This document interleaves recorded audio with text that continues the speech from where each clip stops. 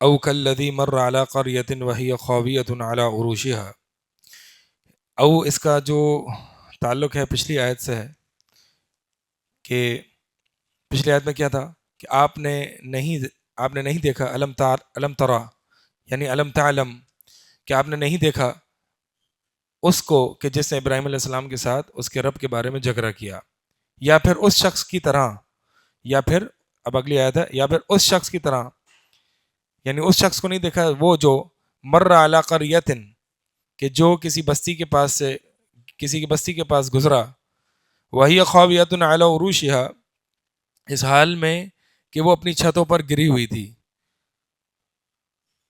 قال ان یحیی هذه اللہ بعد موتها، تو اس نے کہا کہ اللہ تعالیٰ کیسے اس کو اس کے مردہ ہونے کے بعد زندہ کرے گا، اس بستی کو جو کہ اپنی چھتوں پر گری ہوئی تھی، اللہ اس کو کیسے اس کو فوت کرنے کے بعد، مارنے کے بعد زندہ کرے گا۔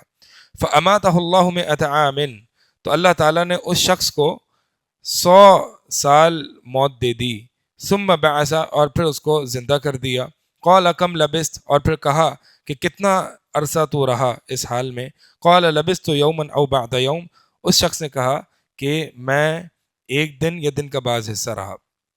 یہ شخص مشہور تفاسیر میں آتا ہے کہ یہ شخص اللہ کے نبی عزیر علیہ السلام تھے، اور یہ جو ہے وہ ایک دن یا دن کا بعض حصہ، حافظ ابن کثیر رحمہ اللہ اور دیگر مفسرین فرماتے ہیں گویا کہ ایسا معلوم ہوتا ہے کہ دن کے شروع کے حصے میں یہ اس بستی کے پاس سے گزرا، اور پھر جب اس نے یہ سوال کیا، اور یہ سوال اعتراض نہیں تھا بلکہ یہ سوال یعنی لیطمئن قلبی، جیسے کہ اب ہم پڑھیں گے، ٹھیک ہے، ابراہیم علیہ السلام کا آگے جو قصہ آ رہا ہے، تو یعنی مزید دلی اطمینان کے لیے اور یقین پیدا کرنے کے لیے، تو یہ سوال برائے اعتراض نہیں تھا، اور مگر یہ یقین پیدا کرنے کے لیے اور ایمان کو مزید بڑھانے کے لیے۔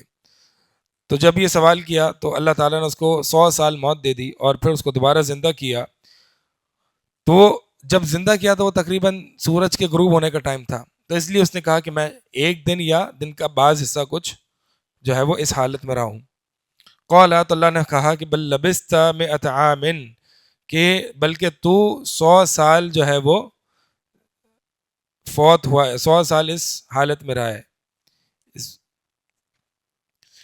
اچھا، اس سے یہ پتہ چلتا ہے عزیر علیہ السلام ہوں یا جو بھی ہوں، بہرحال تھے تو اللہ کے نبی ہی، کیونکہ یہ جو وحی اور اللہ تعالیٰ سے ہم کلام ہونے کا سلسلہ یہ نبی کے ساتھ ہی ہو سکتا ہے۔ بلکہ کہا کہ بل لبست مئۃ عام، تو بلکہ تو 100 سال ٹھہرا رہا، فانظر الی طعامک، تو لہٰذا دیکھ اپنے کھانے کی طرف اور اپنے پینے کی طرف، لم یتسنى، وہ بگڑے نہیں ہیں، وہ تبدیل نہیں ہوئے، وہ ان میں سے بو نہیں آ رہی، سارے معنی کیے گئے۔ وانظر الی حمارک ولنجعلک آیۃ للناس، اور اپنے گدھے کو دیکھ اور تاکہ ہم تجھے لوگوں کے لیے ایک بڑی نشانی بنا دیں۔ وانظر الی العظام، اور دیکھ ہڈیوں کی طرف، کیف ننشزها، کس طرح سے ہم نے اٹھا کر جوڑتے ہیں، ثم نکسوها، اور کس طرح سے ہم پہناتے ہیں، لحما، گوشت کو، یعنی کس طرح سے ہم یہ اس کو انسان یعنی ایک جاندار کو زندہ کرتے ہیں۔ فلما تبین له، پس جب اس کے لیے خوب واضح ہو گیا تو اس نے کہا اعلم ان اللہ علی کل شیء قدیر، کہ میں اب جانتا ہوں، میں جان گیا کہ بلا شبہ اللہ تعالیٰ ہر چیز پر قادر ہے۔ اچھا، اس آیت میں اللہ تعالیٰ نے جو دلیل دی ہے وہ کیا ہے کہ بعث بعد الموت، مرنے کے بعد دوبارہ زندہ اٹھائے جانے پر۔ اچھا، اس نبی نے جب اللہ تعالیٰ سے یعنی یہ پوچھا کہ اللہ تعالیٰ کیسے زندہ کرے گا، تو اللہ تعالیٰ نے اس کو 100 سال فوت کر دیا۔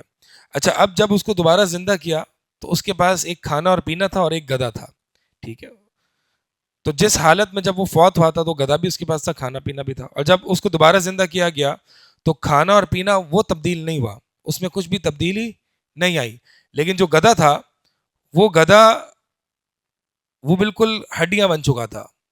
تو پھر اللہ تعالیٰ نے اسی کے آنکھوں کے سامنے اس کو اٹھا کر اس کی ہڈیوں کو جوڑا اور اس کو گوشت پہنایا، اور جب اس نبی نے جب یہ دیکھا کہ گدھا اپنی آنکھوں کے سامنے میرا زندہ ہو رہا ہے، تو پھر اس نے کہا کہ میں اب جان گیا کہ اللہ تعالیٰ ہر چیز پر قادر ہے۔ اب یہاں پہ ایک سوال پیدا ہوتا ہے، اور وہ یہ ہے کہ یہاں طعام اور شراب یعنی کھانا اور پینا یہ بگڑا نہیں، یہ بدبو نہیں ماری، یہ تبدیل نہیں ہوا، اور گدھا جو ہے وہ بالکل بھٹیا بن گیا. تو کیا اس میں کیا مناسبت ہے؟ یعنی اب آپ سمجھیں ثابت کیا، استدلال کیا ہے بعث بعد الموت، دلیل کیا ہے 100 سال مارنے کے بعد دوبارہ زندہ کر کے گدھے کو اپنی آنکھوں کے سامنے دیکھنا کس طرح سے گوشت وغیرہ چڑھ رہا ہے اس پر زندہ ہو رہا ہے. اور دوسری دلیل کیا ہے کہ کھانا اور پینا تبدیل نہیں ہو رہا. تو کھانا اور پینا تبدیل نہ ہونے سے بعث بعد الموت کیسے ثابت ہو رہا ہے؟ گدھے کو دوبارہ زندہ کرنا آنکھوں کے سامنے، اس سے تو بعث بعد الموت ثابت ہو رہا ہے نا کہ اللہ تعالیٰ دیکھیں یہ گدھا بالکل بوسیدہ ہو گیا تھا، ہڈیاں ادھر ادھر ہو گئی تھیں، ملیا میٹ ہو گیا تھا، ہڈیاں مل گئی تھیں زمینوں میں مٹی میں، پھر اللہ تعالیٰ نے دوبارہ سے ہڈیوں کو جوڑا اور پھر جو ہے وہ گوشت کو چڑھایا، اور پھر جب یہ سب کچھ یہ نظارہ دیکھا تو اس نے کہا کہ اب میں جان گیا کہ اللہ تعالیٰ ہر چیز پر قادر ہے. لیکن یہاں سوال یہ پیدا ہوتا ہے کہ یہ جو کھانا اور پینا تھا یہ تبدیل نہیں ہوا، اس میں تغیر نہیں آیا، تو اس میں بعث بعد الموت کی کیا دلیل تھی؟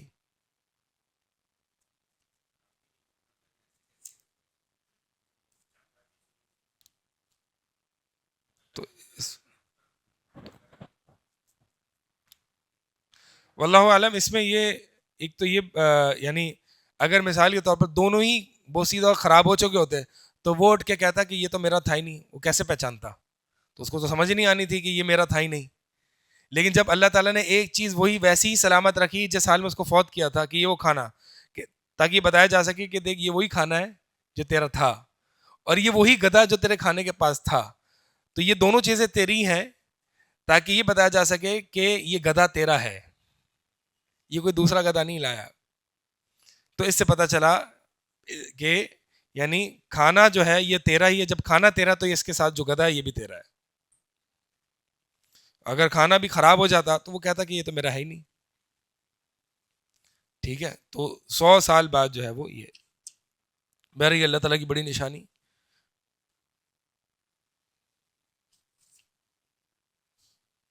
اچھا، یہ قال اعلم ان اللہ علی کل شیء قدیر، اس نے کہا کہ اب میں جان گیا کہ بلا شبہ اللہ تعالیٰ ہر چیز پر قادر ہے. یعنی اس سے پہلے نہیں جانتے تھے، نبی تھے تو اس سے پہلے نہیں جانتے تھے کہ اللہ تعالیٰ ہر چیز پر قادر ہے.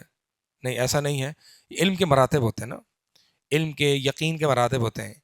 ایک جو ہوتا ہے علم الیقین ہوتا ہے، ایک عین الیقین ہوتا ہے، ایک حق الیقین ہوتا ہے. تو یقین کے مراتب ہوتے ہیں. علم الیقین کیا ہوتا ہے کہ کسی کے بارے میں آپ نے جان لیا، 100% جان لیا، یہ علم الیقین ہے. عین الیقین اس کو دیکھ لیا، حق الیقین اس کا تجربہ کر لیا. تو یہ علم کے بھی مراتب ہوتے ہیں. وَإِذْ قَالَ إِبْرَاهِيمُ رَبِّ أَرِنِي كَيْفَ تُحْيِي الْمَوْتَى، جب ابراہیم علیہ السلام نے کہا اے میرے رب مجھے دکھا کیسے تو زندہ کرتا ہے مردوں کو. قال اولم تؤمن، اللہ نے کہا کہ اے ابراہیم تو ایمان نہیں لاتا، تو یقین نہیں رکھتا؟ قال بلا، کہا کیوں نہیں؟ ولکن لیطمئن قلبی، لیکن میرا دل مطمئن ہو جائے، میرا دل مطمئن ہو جائے، مزید مطمئن ہو جائے، ایمان بڑھ جائے. لیطمئن قلبی یعنی ایمان بڑھ جائے، جیسے کہ امام قتادہ نے اس کی تفسیر کی لیازداد یقینا، میرا یقین بڑھ جائے. فخذ، قال بلا ولکن لیطمئن قلبی. قال فخذ، تو اللہ تعالیٰ نے کہا کہ پس خذ اربعۃ من الطیر، 4 پرندے پکڑ لے، 4 پرندے پکڑ لے. فسرہن، اور اس کو صحیح سے ہلا لے، اپنی طرف مانوس کر لے کہ یہ دیکھ لے کہ یہ تیرے ہی پرندے ہیں، ہلا کے دیکھ لے کہ جس کو ہم زندہ کریں گے تو یہی ہے، مانوس کر لے اپنی طرف.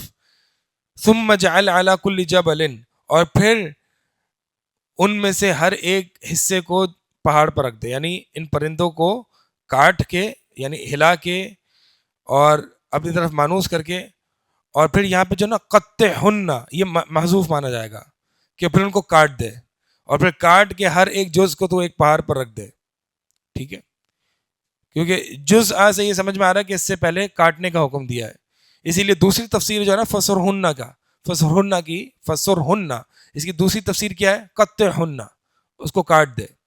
ٹھیک ہے، تو اس کے دونوں معنی آتے ہیں، یعنی کاٹنے کے بھی معنی، سرہن کے کاٹنے کے بھی معنی آتے ہیں، اور ہلا کے اس کو اپنی طرف مانوس کرنے کے بھی معنی آتے ہیں. اگر ہلا کے اپنی طرف مانوس کرنے کا معنی ہوگا تو پھر قطعہن کو آگے محذوف مانا جائے گا، اور اگر سرہن کا معنی جو ہے وہ کاٹنے کا معنی ہوگا، ذبح کرنے کا معنی ہوگا، تو پھر جو ہے وہ آگے کوئی یہ آیت اپنے اس پہ ہی ہے، اس میں کوئی کلام محذوف نہیں مانا جائے گا. بہرحال معنی ایک ہی ہے کہ ہلا کے اس کو کاٹ کے پہاڑ پر ہر حصہ رکھ دے، ثم ادعوہن، اور پھر ان کو بلا اپنی، فیأتینک سعیا، تیری طرف دوڑتے ہوئے آئیں گے، وَاعْلَمْ أَنَّ اللَّهَ عَزِيزٌ حکیم، اور جان لے کہ بلا شبہ اللہ تعالیٰ سب پر غالب ہے، خوب حکمت والا ہے۔ سب پر غالب ہے یعنی اللہ تعالیٰ مرنے کے بعد دوبارہ زندہ کرنے پر، ایک ایک پوروں کو، ایک ایک ہڈی کو، ایک ایک جوڑ کو اپنی جگہ زندہ کرنے پر اور رکھنے پر قادر ہے، حکیم ہے کہ وہ جانتا ہے کہ کب کرنا ہے۔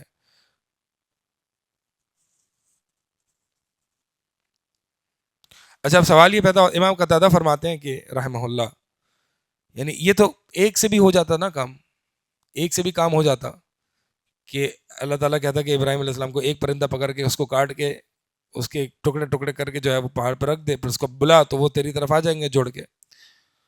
تو اللہ تعالیٰ نے متعدد 4 کا حکم دیا، تو میں نے قتادہ رحمہ اللہ کا یہاں پہ قول ذکر ہے، ہم قتادہ فرماتے ہیں کہ فَصْرُهُنَّ إِلَيْكَ، یعنی مَزِّقْهُنَّ، اس کو کاٹ کاٹ کے ٹکڑے ٹکڑے کر دے ان پرندوں کے۔ اور پھر ابراہیم علیہ السلام کو حکم دیا گیا کہ خون کو خون کے ساتھ ملا دے، یعنی چاروں پرندوں کے خون کو آپس میں ملا دے اور ان کے پروں کو اور ہڈیوں کو آپس میں ملا دے، پھر جو ہے وہ ہر جز جو ہے وہ پہاڑ پر رکھ دے اور پھر ان کو آواز دے تو یہ سارے مل کے تیری طرف آئیں گے۔ یعنی اس سے یہ پتہ چلا کہ صرف بعث بعد الموت ہی ثابت کرنا مقصود نہیں ہے، مقصود یہ بھی ہے کہ وہ جاندار، ہر جاندار کا جز اور اس کا ذرہ ذرہ وہ اپنے اس میں مل جائے۔ یعنی آپ دیکھیں یہ 4 پرندے ہیں، اس کو پورا ملا دیا نا سب کاٹ کے، ٹھیک ہے، اب کون سا حصہ کس پرندے کا ہے یہ تو نہیں، تو یعنی یہ بھی اس سے ثابت ہو رہی ہے بات، صرف بات بعث بعد الموت نہیں، بلکہ یہ بھی ثابت ہو رہی ہے کہ ہر جاندار کا اپنا حصہ اللہ تعالیٰ ملا دیتا ہے، اللہ کو پتہ ہے۔ سورہ قوف میں اللہ تعالیٰ فرماتا ہے کہ قوف والقرآن المجید بل عجبوا ان جاءهم منذر، نہیں یاد کسی کو؟ قوف والقرآن المجید بل عجبوا ان جاءهم منذر منهم وقال الكافرون هذا شيء عجيب اذا متنا وكنا ترابا ذلك رجع بعيد قد علمنا ما تنقص الارض منهم وعندنا کتاب حفیظ۔ قد علمنا ما تنقص الارض منهم، ہم ضرور جانتے ہیں کہ ان مردار اور میت کو زمین کتنا کھاتی ہے، یعنی کس کے ذرہ کہاں مل گئے ہیں۔ یعنی کافروں کو یہ پریشانی تھی کہ ہم جب مٹی ہو جائیں گے، مٹی میں گل سڑ جائیں گے تو ہمارا کون سی ہڈی کہاں، کون سا حصہ کہاں، کون سا حصہ کہاں۔ تو گویا کہ اللہ تعالیٰ نے یہاں سے یہ ثابت کر دیا کہ اللہ تعالیٰ جانتا ہے ہر انسان کا کون سا حصہ کہاں ہے اور زمین انسان کا کتنا حصہ کھاتی ہے، لیکن اللہ تعالیٰ کو خوب علم ہے، اللہ تعالیٰ سب کو جمع کر دے گا۔ تو یہاں پہ بھی 4 پرندوں کو یعنی کاٹ کے ملا دے آپس میں، اللہ تعالیٰ سب کے حصے کو جوڑ دے گا، تو اللہ تعالیٰ ہر چیز پر قادر ہے۔ یعنی اللہ تعالیٰ کا آپ دیکھیں علم کیسا ہے، کتنا کامل ہے۔ اب زمین میں کوئی کس کی کہاں مچھلی کے پیٹ میں موت ہو رہی ہے، کسی کی سمندر میں جا کے موت ہو رہی ہے، ڈوب کے موت ہو رہی ہے، کسی کی گر کے موت ہو رہی ہے، کسی کی نیچرل موت ہو رہی ہے، کسی کے پرزے کہاں ہیں جل کے راکھ ہو گئے۔ اللہ تعالیٰ کا علم اتنا کامل ہے اور اللہ تعالیٰ کی قدرت اتنی تام ہے کہ اللہ تعالیٰ اپنی اس قدرت تامہ اور علم کامل سے اللہ تعالیٰ ہر ایک جاندار کو اس کے حصے، اس کی ہڈیاں جوڑ کے اس کو زندہ کر دے گا۔ واللہ یہ اللہ تعالیٰ ان آیات کو پڑھ کے اللہ تعالیٰ کے علم کامل اور علم اور قدرت تامہ پر جو ہے وہ یقین مزید بڑھ جاتا ہے۔ مثل الذین ينفقون اموالهم فی سبیل اللہ، تو ان 2 آیات سے جو ہے وہ اللہ تعالیٰ نے گویا کہ مرنے کے بعد دوبارہ زندہ اٹھائے جانے پر ایک عینی شاہد یا جو ہے وہ آنکھوں دیکھی رؤیت سے ثابت کیا۔ ایسا کوئی سوال یہ کرے کہ انبیاء کو تو دکھا دیا، ٹھیک ہے، تو مجھے بھی دیکھنا ہے تبھی میں ایمان لاؤں گا، انبیاء نے تو دیکھ لیا، تو یہ جو ہے نا کہ مجھے دیکھنا ہے تبھی میں ایمان لاؤں گا، تو انبیاء نے ایسے نہیں کہا تھا، انبیاء کو دکھایا، پہلے وہ ایمان لائے، ایمان میں مزید زیادتی کے لیے ان کو دکھایا، تو پہلے تمہیں ایمان لانا پڑے گا۔ اور کیا ہمارے لیے یہ کافی نہیں ہے کہ اللہ تعالیٰ نے اس قرآن میں ہمیں ہمارے لیے ذکر کر دیا، یعنی اس سے بھی بڑی ومن اصدق من اللہ حدیثا، اللہ سے بڑا سچا کون ہو سکتا ہے؟ تو ان آیات کو پڑھ کے ہمارا ایمان ویسے ہی بلند ہونا چاہیے جیسے کہ ابراہیم علیہ السلام کا ان چیزوں کو دیکھ کے ایمان بلند ہوا تھا، ٹھیک ہے۔ وَإِذَا تُلِيَتْ عَلَيْهِمْ آيَاتُهُ زَادَتْهُمْ ایمانا، جب اللہ کی آیات ان پر پڑھی جاتی ہے تو ایمان بڑھ جاتا ہے۔ تو یہ یہ وہ کیفیات ہے جو یہ پڑھ کے انسان کا ایمان بڑھتا ہے. مثل الذین ينفقون اموالهم فی سبیل اللہ کمثل حبۃ انبتت سبع سنابل فی کل سنبلۃ مئۃ حبۃ. ان لوگوں کی مثال کہ جو اللہ کے راستے میں مال کو خرچ کرتے ہیں، کمثل حبہ، اس دانے کی مثال کی طرح ہے جو انبتت سبع سنابل، جو 7 خوشے اگاتا ہے، فی کل سنبلۃ مئۃ حبہ، ہر خوشے میں 100 دانے. واللہ یعنی 700. تو یہاں پہ جو ہے وہ یہ بتایا جا رہا ہے کہ ہر، جیسے کہ حدیثوں میں بھی آتا ہے اور قرآن میں بھی آتا ہے کہ ابن آدم جو بھی عمل کرتا ہے تو اس کی جو جزا ہوتی ہے 10 سے لے کر 700 تک ہوتی ہے. واللہ یضاعف لمن یشاء، اور اللہ تعالیٰ اس سے بھی زیادہ بڑھا دیتا ہے جس کے لیے چاہتا ہے، یعنی 700 گنا سے بھی اوپر بڑھا دیتا ہے. واللہ واسع علیم، اللہ تعالیٰ بڑی وسعت والا ہے اور خوب جاننے والا ہے. تو یہاں پہ ان لوگوں کی مثال ذکر کی جا رہی ہے جو کہ اللہ کے راستے میں مال خرچ کرتے ہیں. فی سبیل اللہ، یہاں فی سبیل اللہ عام ہے، فی سبیل اللہ عام ہے، یعنی مراد دین اسلام ہے. دین اسلام میں یعنی فی سبیل اللہ کے راستے میں دین اسلام میں خرچ کرتے ہیں، دین اسلام کی سربلندی میں.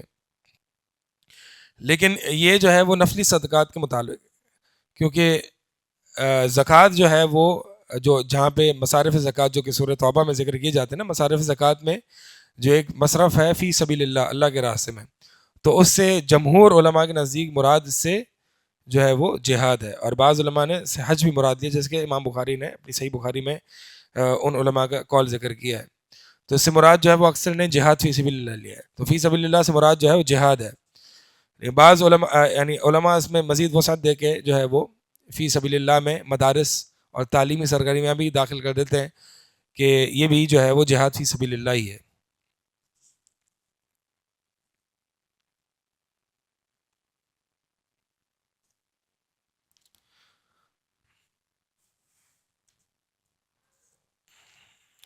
قول معروف و مغفرت خیر من صدقۃ.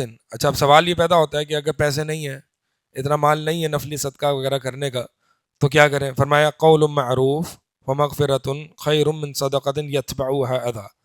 اچھی بات کہہ دینا، و مغفرت، اور معاف کر دینا، خیر.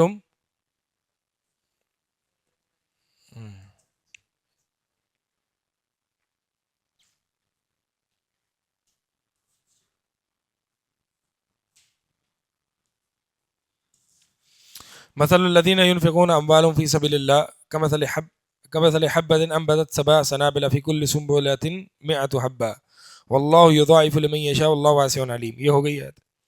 الذین ينفقون اموالهم فی سبیل اللہ، وہ لوگ جو اپنے مال کو اللہ کے راستے میں خرچ کرتے ہیں. ثم لا یتبعون ما انفقوا منا ولا اذی، پھر وہ لا یتبعون، وہ اس کے پیچھے نہیں لگاتے جو وہ خرچ کرتے ہیں، منا ولا اذی، یعنی احسان جتلانے کو اور اذیت دینے کو. لہم اجرہم عند ربہم، ان کے لیے اجر ہے، ان کے لیے ان کا اجر ہے عند ربہم، ان کے رب کے ہاں، نہ ان پر کوئی خوف ہے نہ وہ غمگین ہوں گے، غمزدہ ہوں گے. یعنی وہ لوگ جو اللہ کے راستے میں مال خرچ کرتے ہیں اور پھر اس کے پیچھے احسان جتلانے کو، یعنی مال خرچ کرنے کے پیچھے احسان جتلانے کو اور اذیت کو نہیں لگاتے. احسان جتلانا کیا ہے؟ کہ مثال کے طور پر آپ نے اللہ کے راستے میں خرچ کیا اور آپ نے کسی نوکر چوکر کو دیا، چوکیدار کو دیا، تو آپ احسان جتلائیں، دیکھو میں نے تمہیں دیا تھا نا، اتنا تمہارے لیے کرتے ہیں اور پھر بھی تم ایسا کرتے ہو. یہ کیا احسان جتلانا ہے؟ کہ اتنا ہم تمہارے لیے کرتے ہیں. گھر کے کام والیوں کو دے دینا کہ ہم تمہارے لیے اتنا خیال رکھتے ہیں اور تم یہ اتنا خیال رکھتے ہیں. یہ احسان جتلا کے اپنے مالوں کو، اپنے صدقات کو برباد نہ کرو. یہاں پہ اس کا ذکر نہیں ہے، لیکن اللہ تعالیٰ نے وَلَا تُبْطِلُوا صَدَقَاتِكُمْ بِالْمَنِّ وَالْأَذَىٰ، اپنے صدقات کو احسان جتلانے اور اذیت دینے کے لیے اذیت دے کر ضائع نہ کرو، باطل نہ کرو، اس سے صدقات باطل ہو جاتے ہیں. تو لہٰذا آپ نے اللہ کے راستے میں خرچ کر دیا، اللہ کے لیے کیا تھا، تو اب احسان نہ جتلائیں. دوسرا یہ کہ اذیٰ، کہ یعنی اس کے پیچھے اذیت نہ دیں. مثال کے طور پر آپ نے اپنے کسی گھر کے کام والوں کو جو ہے وہ آپ نے صدقہ دے دیا، یا رمضان آیا آپ نے راشن دے دیا. اب جو ہے وہ آپ اسی دن اس سے چاہ رہے ہیں کہ وہ 1 گھنٹہ اور آپ کو کام لگا کے جائے، اوور ٹائم لے کے جائے. یہ ہمارے یہاں عموماً ہوتا ہے، ٹھیک ہے. تو جو یعنی ہم صدقہ دیتے ہیں تو ہم تکلیف بھی دیتے ہیں، اوور ٹائم بھی لگواتے ہیں اور احسان بھی جتلاتے ہیں. تو ان چیزوں کے ذریعے اپنا صدقہ باطل نہ کرو. تو بہرحال اللہ تعالیٰ نے فرمایا کہ وہ لوگ جو اپنا مال خرچ کرتے ہیں اللہ کے راستے میں، پھر اس کے بعد اس کے پیچھے یعنی صدقہ دینے کے بعد وہ احسان نہیں جتلاتے اور اذیت نہیں دیتے، تو ان کے لیے ان کا اجر ہے عند ربہم، اللہ کے ہاں، ولا خوف علیہم ولا هم یحزنون، اور نہ وہ ان پر کوئی خوف ہے اور نہ وہ غمزدہ ہوں گے. قول معروف ومغفرۃ خیر من صدقۃ یتبعها اذی، صدقہ دینے سے بہتر کیا ہے کہ اچھی بات کہہ دو اور معاف کر دو. خیر یعنی اچھی بات کہنا اور معاف کرنا یہ اس صدقے سے بہتر ہے کہ جس کے پیچھے اذیت لگائی جائے، یعنی جس صدقے کے وجہ سے اذیت دی جائے اس سے بہتر اچھی بات کہنا ہے. واللہ غنی حلیم، اور اللہ تعالیٰ غنی ہے یعنی بے پرواہ ہے، بہت بے پرواہ ہے، حلیم اور بڑا بردبار ہے. یا ایھا الذین آمنوا لا تبدلوا صدقاتکم بالمن والاذی کالذی ينفق مالہ رئاء الناس، کہ اے لوگوں جو ایمان لائے ہو اپنے صدقات کو جو ہے وہ من اور اذی یعنی احسان جتلا کے اور اذیت دے کے باطل نہ کرو. یہ وہی بات ابھی جو بات ہوئی، کالذی ينفق مالہ رئاء الناس، یعنی کالذی، یہ اس شخص کی طرح کہ جو اپنے مال کو لوگوں کو دکھا کے خرچ کرتا ہے، یعنی جو اپنے مال کو خرچ کرتا ہے لوگوں کو دکھانے کے لیے. کالذی ينفق، اس شخص کی طرح کہ جو اپنے مال کو لوگوں کو دکھانے کے لیے خرچ کرتا ہے. ولا یؤمن باللہ والیوم الآخر، اور نہ وہ اللہ پر ایمان رکھتا ہے، نہ وہ اللہ پر ایمان لاتا ہے، نہ یوم آخرت پر ایمان لاتا ہے. فمثلہ، تو اس کی مثال، کس کی مثال؟ اس ریاکار کی مثال. یعنی اللہ تعالیٰ نے فرمایا کہ اے لوگوں جو ایمان لائے ہو احسان جتلا کے اور اذیت دے کے اپنے صدقے کو باطل نہ کرو اس شخص کی طرح کہ جو اپنے صدقے کو باطل کر دیتا ہے. کیسے؟ لوگوں کو دکھانے کے لیے جو خرچ کرتا ہے، یعنی ریاکار. تو اس سے تین چیزوں سے صدقے کو باطل ہونا لازم ہے، ایک اذیت دینا، احسان جتلانا اور ریاکار. اب اللہ تعالیٰ نے یہاں پہ ریاکار کی مثال ذکر کی. فمثلہ، یعنی اس ریاکار کی مثال کہ جو دکھاوے کے لیے خرچ کرتا ہے، اس کی مثال کمثل صفوان، اس چٹان کی طرح ہے، صاف چٹان، علیہ تراب، جس کے اوپر تھوڑی سی مٹی ہے، فاصابہ وابل، اور اس پر بڑی زوردار بارش آتی ہے، فترکہ صلدا، جو اسے ایک سخت چٹان، صاف چٹان کی صورت چھوڑ جاتی ہے. لا یقدرون علی شیء مما کسبوا، وہ اس پر کچھ بھی قدرت نہیں رکھتے جو انہوں نے کمایا ان میں سے. واللہ لا یہدی القوم الکافرین، اور اللہ تعالیٰ کافر قوم کو ہدایت نہیں دیتا. یعنی ایک ریاکار ہے جو مال خرچ کرتا ہے، ٹھیک ہے، اس کی مثال کیسی ہے؟ اس کی مثال ایسی ہے کہ ایک چٹان ہے، چٹان پہ تھوڑی سی مٹی ہے. اب تھوڑی بہت مٹی آئی تھی کہ دور سے دیکھنے والے دیکھ چلو کچھ نہ کچھ اگ جائے گا، اس پہ بھی زوردار بارش آتی ہے اور وہ مٹی دھل جاتی ہے اور صاف سخت چٹان کی صورت میں جو ہے وہ بچ جاتی ہے. تو یعنی جو تھوڑا بہت عمل بھی کیا ہوتا ہے وہ بھی ضائع ہو جاتا ہے.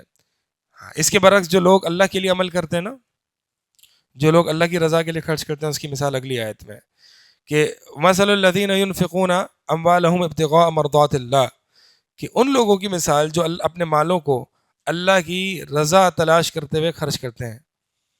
ابتغاء یہ مفعول لہ ہے کہ ينفقون ابتغاء مرضات اللہ، کہ وہ اپنے مالوں کو خرچ کرتے ہیں اللہ کی رضا کو حاصل کرنے کے لیے. وتثبیتا من انفسہم، اور اپنے دلوں کو ثابت رکھتے ہوئے. اپنے دلوں کو ثابت رکھتے ہوئے کا مطلب کیا ہے؟ یعنی کوئی تردد اور کوئی پریشانی نہ ہو، کھلے دل سے خرچ کریں. جب خرچ کریں تو کوئی سینہ گٹھ نہ رہا ہو، کھلے دل کے ساتھ اور بغیر کسی پشیمانی کہ یار میں نے خرچ کر دیا، یار اپنے پاس رکھ لیتا، یہ لے لیتا، وہ لے لیتا. تو یہ چیز نہ ہو. تو دو باتیں ہیں کہ وہ شخص جو اللہ کی رضا تلاش کرنے کے لیے مال خرچ کرتا ہے، اور تثبیت من انفسہم، یعنی کہ کوئی پریشانی، کوئی تردد، کھلے دل کے ساتھ خرچ کرتا ہے. تو اس کی مثال کیسی ہے؟ کمثل جنت، اس کی مثال ایک باغ جیسی ہے، بربوۃ، جو اونچی جگہ پر ہے، اصابہ وابل، جسے بڑی زوردار بارش پہنچتی ہے، فآتت اکلھا ضعفین، تو وہ اپنا پھل دگنا دیتا ہے. فإن لم یصبھا وابل، اور اگر اسے زوردار بارش نہیں پہنچتی، فطل، تو کچھ شبنم ہی اس کے لیے کافی ہو جاتی ہے. یعنی یہ بتایا جا رہا ہے کہ جو مخلص ہے نا اللہ کے لیے اور جو شرح صدر کے ساتھ عمل کرتا ہے اس کے لیے تھوڑا عمل بھی جو ہے نا وہ کافی ہو جاتا ہے. یعنی ایک تو اگر اس کو بارش پہنچتی ہے تو اس کا وہ اپنا ایمان اور اعمال اور ثمرہ اور جزا وہ اتنا یعنی بہت ڈبل گنا دیتا ہے پھل. اور اگر اسے کوئی یہ بارش نہیں بھی پہنچتی تو پھر اس کو تھوڑا سا عمل اس کے لیے کافی ہو جاتا ہے. واللہ بما یعملون بصیر، اور اللہ تعالیٰ واللہ بما تعملون بصیر، اور اللہ تعالیٰ جو کچھ تم کرتے ہو خوب دیکھنے والا ہے. ایود احدکم ان یکون ایود احدکم ان تکون له جنۃ من نخیل وعناب تجری من تحتها الانہار له فيها من كل الثمرات واصابه الكبر وله ذرية ضعفاء فأصابها إعصار فيه نار فاحترقت. ایود، کیا تم میں سے کوئی شخص یہ پسند کرتا ہے کہ اس کے لیے ایک باغ ہو، کہ اس کا ایک باغ ہو، من نخیل وعناب، کھجور اور انگور کا. یعنی تم میں سے کوئی یہ پسند کرتا ہے کہ اس کے پاس کھجور اور انگور کا باغ ہو جس کے نیچے سے نہریں بہتی ہوں. لہو فیہا من کل ثمرات، اور اس میں اس کے لیے ہر طرح کے پھل ہیں، ہر طرح کے پھل اس کے اس باغ میں موجود ہیں. وہ اصابہ الکبر، اور اسے بڑھاپا آ جاتا ہے. وَلَهُ ذُرِّيَّةٌ ضُعَفَاء، اور اس کی جو اولاد ہے وہ بڑی کمزور ہے. یعنی اس بڑھاپے کی حالت میں، یعنی اس سے پوری زندگی بھر محنت کی، باغ اگائے، باغ بھی جو ہے وہ کھجور اور انگور کے، زندگی بھر محنت کی، پھل لگایا، ہر طرح کے پھل جو ہے اس کے باغ میں موجود تھے. لیکن جب وہ بڑھاپے کی عمر میں آ جاتا ہے، اب وہ نہ خود محنت کر سکتا ہے، اور بچے ایسے ناکارہ کمزور، نہ بچے اس کے کام آ سکتے ہیں. یعنی جب اس کو سب سے زیادہ محتاجگی تھی تو اس کے نہ اولاد کام آ رہی ہے اور نہ اس کی صحت کام آ رہی ہے کہ وہ خود دوسرا باغ لگا سکے. پھر فاصاب، اور اس باغ پر بڑی مصیبت آ جاتی ہے. فاصابہ اعصار فیہ نار، تو اسے جو ہے وہ ایک بگولا آ پہنچتا ہے جس میں ایک آگ ہوتی ہے. فاحترقت، وہ باغ بالکل جل جاتا ہے. خسارے پر خسارہ. اب وہ نہ باغ دوبارہ لگا سکتا ہے کہ وہ بڑھاپے کی عمر میں، اور نہ اس کی اولاد اس کے کوئی کام آ سکتی ہے. کذالک یبین اللہ لکم الآیات لعلکم تتفکرون. اسی طرح اللہ تعالیٰ تمہارے لیے آیات بیان کرتا ہے کھول کے تاکہ تم غور و فکر کرو. یعنی یہ کیا بات ہو رہی ہے اس میں؟ یہ مثال اس دو طرح کے لوگوں پر فٹ آتی ہے جیسے کہ مفسرین فرماتے ہیں. ایک تو جو سیاق چل رہا ہے، یعنی جو ریاکار ہے، جو منافق ہے، جو خرچ کرتا ہے اللہ کے راستے میں، یا جو اعمال کرتا ہے اللہ کے راستے میں، تو وہ زندگی بھر اعمال کرتا ہے، ایک ریاکار ہے جس کو لوگوں سے وافا چاہیے، لوگوں سے جو ہے وہ تعریفیں چاہیے، زندگی بھر اعمال کرتا رہتا ہے. اور پھر جب اس کو موت آتی ہے اور جب اس کو اپنے اعمال کی سب سے زیادہ ضرورت ہوتی ہے تو نہ اب وہ دوبارہ زندہ ہو کے وہ عمل کر سکتا ہے، اور نہ جو اعمال اس نے کیے جیسے کہ کمزور اولاد کی طرح وہ اس کو کام نہیں آ سکتے. اسی طرح عمر بن خطاب رضی اللہ تعالیٰ عنہ نے، یہ صحیح بخاری میں حدیث ہے کہ عمر بن خطاب صحابہ کے ساتھ بیٹھے تھے، ان میں عبداللہ بن عباس بھی تھے. یہ آیت تلاوت فرمائی اور کہا کہ تم میں سے اس کے بارے میں کون جانتا ہے، اس کا معنی کیا ہے؟ تو صحابہ نے کہا کہ اللہ عالم.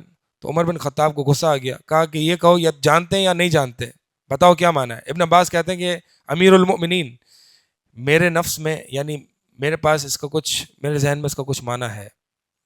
تو امیر المؤمنین نے کہا کہ ابن اخی، بیٹے بتاؤ، اپنے نفس کو حقیر نہ جانو، حالانکہ اس میں سب سے چھوٹے تھے، تو اپنے نفس کو حقیر نہ جانو، اپنے آپ کو بتاؤ.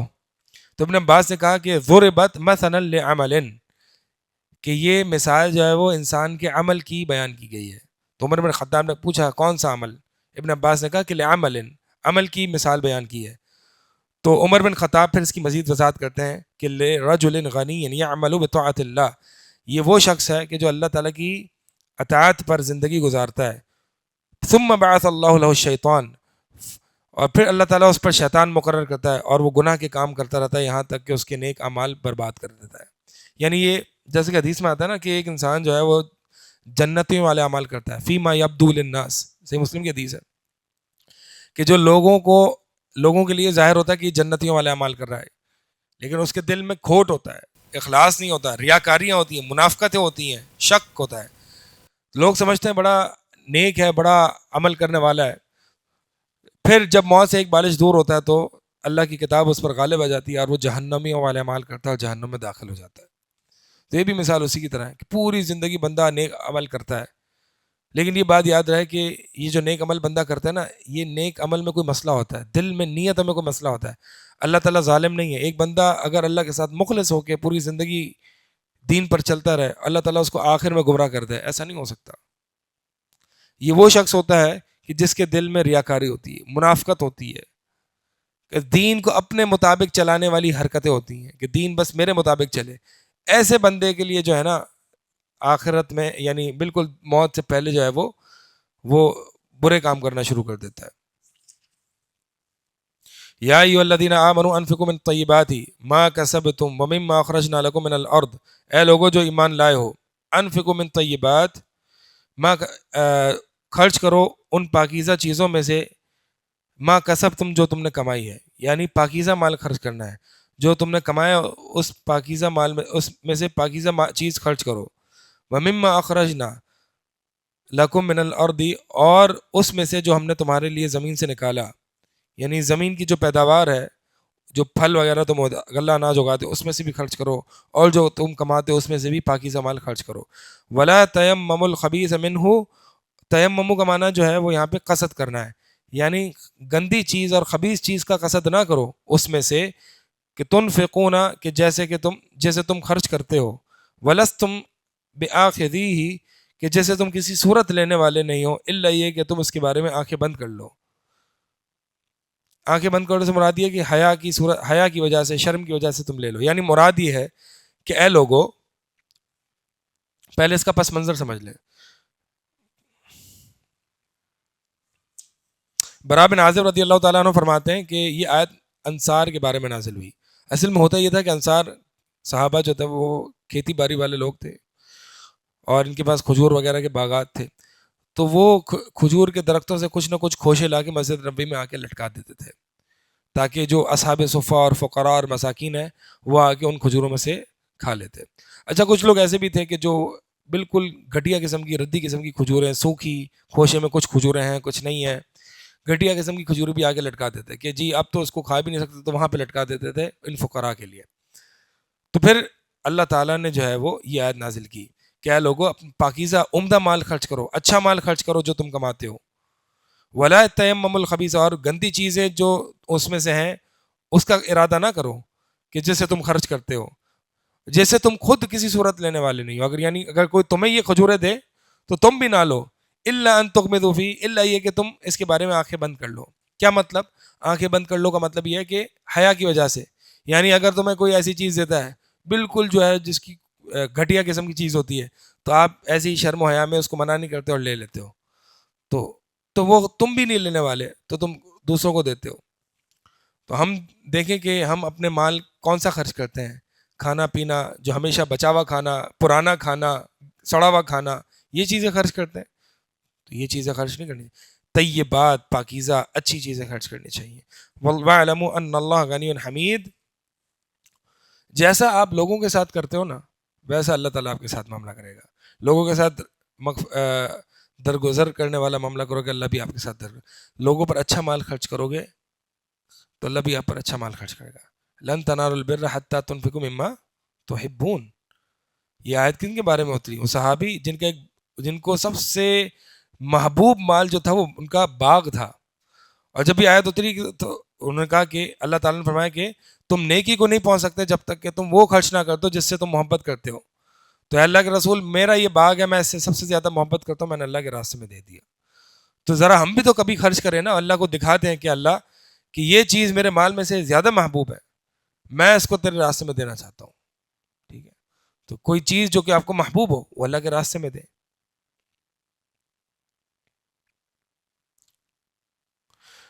وَاعْلَمُوا، اور جان لو کہ بلا شبہ اللہ تعالیٰ بے حد بے پرواہ ہے، حمید اور بے حد خوبیوں والا ہے.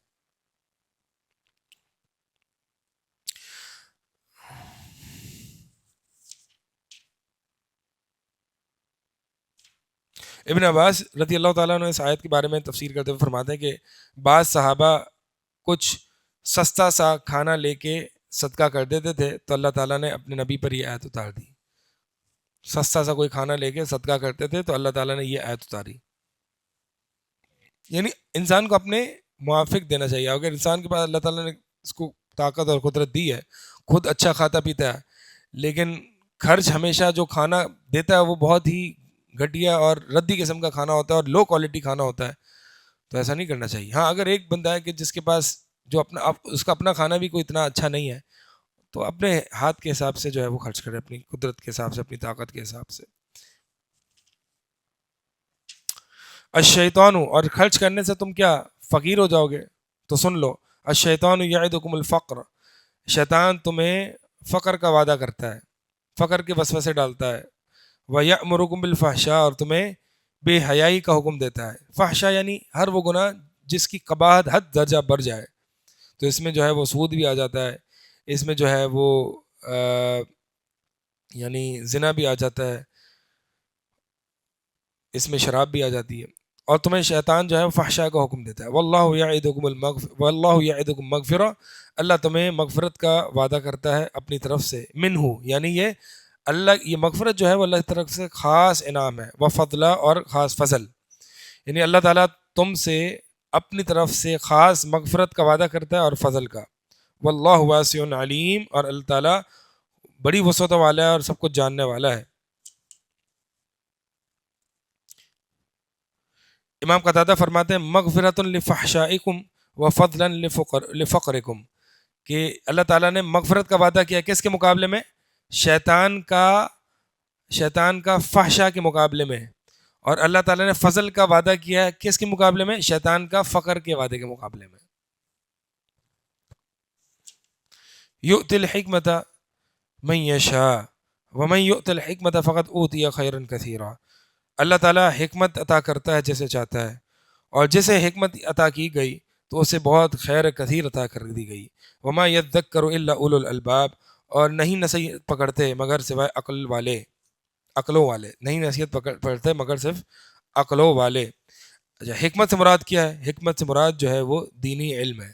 حکمت سے مراد دینی علم ہے. اس کی دلیل سیدنا عبداللہ بن مسعود رضی اللہ تعالیٰ عنہ فرماتے ہیں کہ اللہ کے نبی صلی اللہ علیہ وسلم نے فرمایا کہ رشک سوائے دو چیزوں کے اور کسی چیز میں نہیں ہے. حسد یعنی رشک جس کو غبطہ کہا جاتا ہے، دو چیزوں کے علاوہ کسی چیز میں نہیں ہے. ایک وہ شخص جسے اللہ تعالیٰ نے مال دیا ہے اور وہ حق کے راستوں میں جو ہے وہ مال کو لٹا دیتا ہے، خرچ کر دیتا ہے، لٹا دیتا ہے. اور دوسرا وہ شخص جسے اللہ تعالیٰ نے حکمت عطا کی ہے اور وہ اس کے مطابق فیصلہ بھی کرتا ہے، وَيُعَلِّمُهَا، اور اس کی تعلیم بھی دیتا ہے. تو اس سے مراد دینی علم ہے، یعنی دینی علم کے مطابق وہ اپنی زندگی کے فیصلے بھی کرتا ہے اور وَيُعَلِّمُهَا، لوگوں کو تعلیم بھی دیتا ہے. تو اللہ تعالیٰ نے یہاں پہ فرمایا کہ جسے دینی علم دے دیا گیا اسے گویا کہ خیر کثیر دے دی گئی. ابن عباس فرماتے ہیں حکمت سے مراد یعنی المعرفت بالقرآن ناسخه ومنسوخه ومحکمه ومتشابهه ومقدمه ومؤخره وحلاله وحرامه. یعنی حکمت کیا ہے؟ ناسخ منسوخ کو پہچاننا، محکم متشابہ کو پہچاننا، حلال حرام وغیرہ کو پہچاننا، یعنی دینی علم ہے.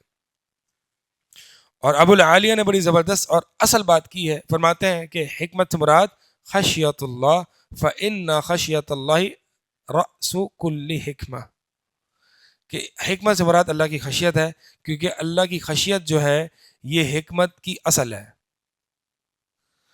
اور خشیت یہ علم کی اصل ہے. تو یہ تفاصیر میں اختلاف نہیں ہے. انما یخشی اللہ من عباد العلماء، کہ اللہ سے ڈرنے والے تو علم والے ہوتے ہیں. تو خشیت کس کو کہتے ہیں؟ ایسا خوف جس میں محبت اور تعظیم ہو، ایسا خوف جس میں محبت اور تعظیم ہو. تو جس سے انسان خشیت رکھتا ہے اس سے زیادہ قریب جاتا ہے، اس سے محبت بھی کرتا ہے، اس کی تعظیم بھی کرتا ہے، اور یہ صرف اللہ کے لیے جائز ہے. تو علم ہوگا، خشیت کن کے پاس ہوتی ہے؟ جن کے پاس علم ہوتا ہے، اور جن کے پاس علم اور خشیت ہوتی ہے وہی تو حکمت ہے. تو یہ سارے معنی آپس میں لازم ملزوم ہے. وما انفقتم من نفقة او نذرتم من نذر فإن الله يعلمه وما للظالمين من انصار.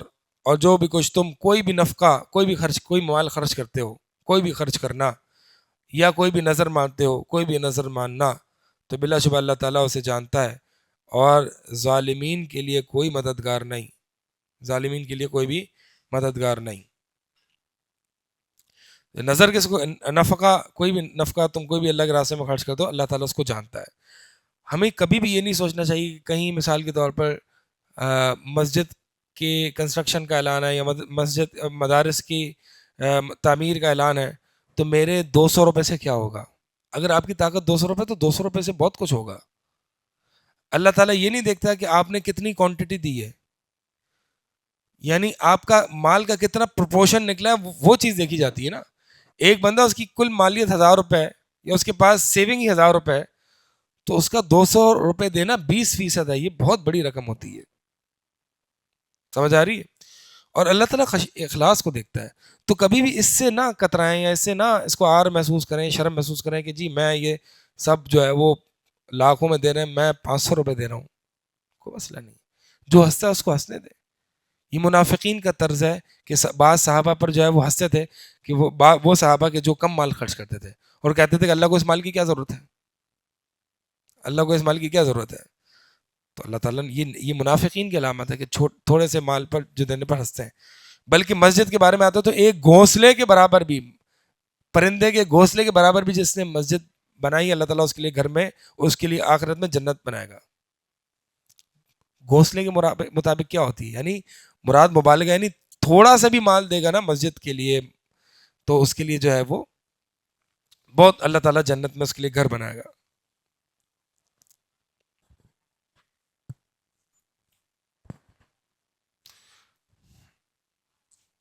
عموماً یہ آج کل جو مساجد اور مدارس میں عموماً ایک لوگوں کو ترغیب دینے کے لیے یہ جو ٹرینڈ ہے نا کہ ایک پر مسلح اتنا ہے اور پر طالب علم اتنا ہے، تو یہ ایک یعنی اس سے بعض لوگ جو ہے نا ایک یہ سوچ پیدا ہو جاتی ہے. مثال کے طور پر طالب علم خرچہ کہہ لیں کہ 25,000 ہے سال کا، ٹھیک ہے، 25,000 پر طالب علم ہے. اب ایک بندہ کہتا ہے کہ یار میرے پاس 25,000 نہیں ہے تو اب میں نہ ہی دوں.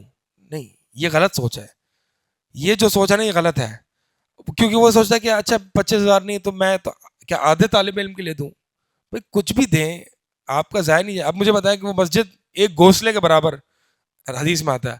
اب ایک گھونسلہ کتنا سا ہوتا ہے، اتنا سا ہوتا ہے، اتنی، یعنی آپ نے ایک اینٹ بھی نہیں، آدھی بھی نہیں، تھوڑی سی اینٹ کا ایک حصہ ملایا آپ نے، اس پہ آپ کے لیے جنت میں گھر بن رہا ہے. تو یہ یعنی یہ تو لوگوں کی ترغیب کے لیے ہوتا ہے کہ چلیں لوگ زیادہ سے زیادہ دیں، ایک طالب علم کا خرچہ، ایک مصلی کا خرچہ، ایک نمازی کا خرچہ.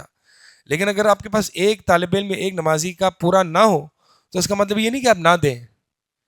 لوگ اس طرح سے بھی سوچتے ہیں، یہ عجیب و غریب سوچ ہے. تو تھوڑا سا بھی دے دیں، کوئی مسئلہ نہیں، لے دیں. اسی لیے اللہ تعالیٰ نے فرمایا کوئی بھی نفقہ تم خرچ کرتے ہو اللہ تعالیٰ اس کو جانتا ہے. نظر کیا ہوتی ہے؟ نظر کہتے ہیں کہ کوئی ایسی چیز جو انسان پر واجب نہ ہو، فرض نہ ہو، اور وہ نظر مان کے اس پر اپنے اوپر فرض کر لے. ٹھیک ہے.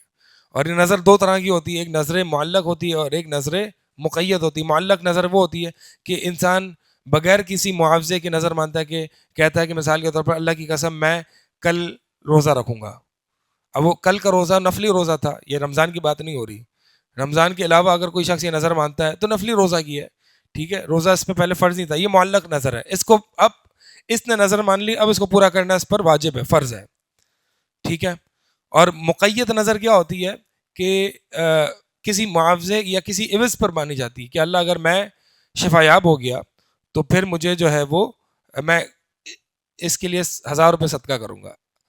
تو اللہ کے نبی علیہ الصلوۃ والسلام نے اس طرح کی نظر ماننے کو ناپسند کیا ہے، مکروہ جانا ہے، اور فرمایا کہ نظر نہ مانو، یہ تو نظر کوئی تقدیر تو تبدیل نہیں کر دیتی، یہ تو بخیل سے مال نکلوا دیتی ہیں.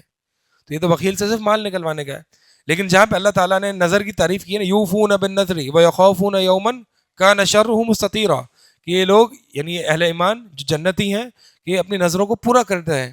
تو یہ نظروں کو پورا کرنے کی جو ہے وہ تعریف کی گئی ہے، یعنی وہ نظریں کہ جو معلق نہیں بلکہ جو معلق نظریں، جو مطلق نظریں مانی ہیں. میں نے نظر دو طرح کی بتائی، معلق اور مقید، یہ غلط میں نے بتا دی ہے. بہرحال نظر مطلق ہے اور مقید ہے. معلق تو وہی مقید کے معنی میں ہی ہے. تو مطلق نظر وہ ہے کہ جو کسی عوض کے بغیر مانی جائے، اور مقید یا معلق نظر وہ ہے کہ جو کسی عوض کے مقابلے میں مانی جائے. تو بہرحال یہ ناپسندیدہ ہے، اور پہلی والی نظر جو ہے وہ مستحب ہے. البتہ اگر نظر پوری نہ کر سکے انسان تو پھر کفارہ دے دے. اور نظر کا کفارہ کیا ہے؟ وہی قسم کا کفارہ. اور قسم کا کفارہ آپ کو یاد ہوگا انشاءاللہ ہم نے کل یا 2-3 دفعہ پڑھا ہے. کیا ہے؟ 10 مساکین کو کھانا کھلانا یا کپڑے پہنانا یا غلام آزاد کرنا. اگر نہیں ہے تو 3 دن کے روزے رکھنا. ٹھیک ہے.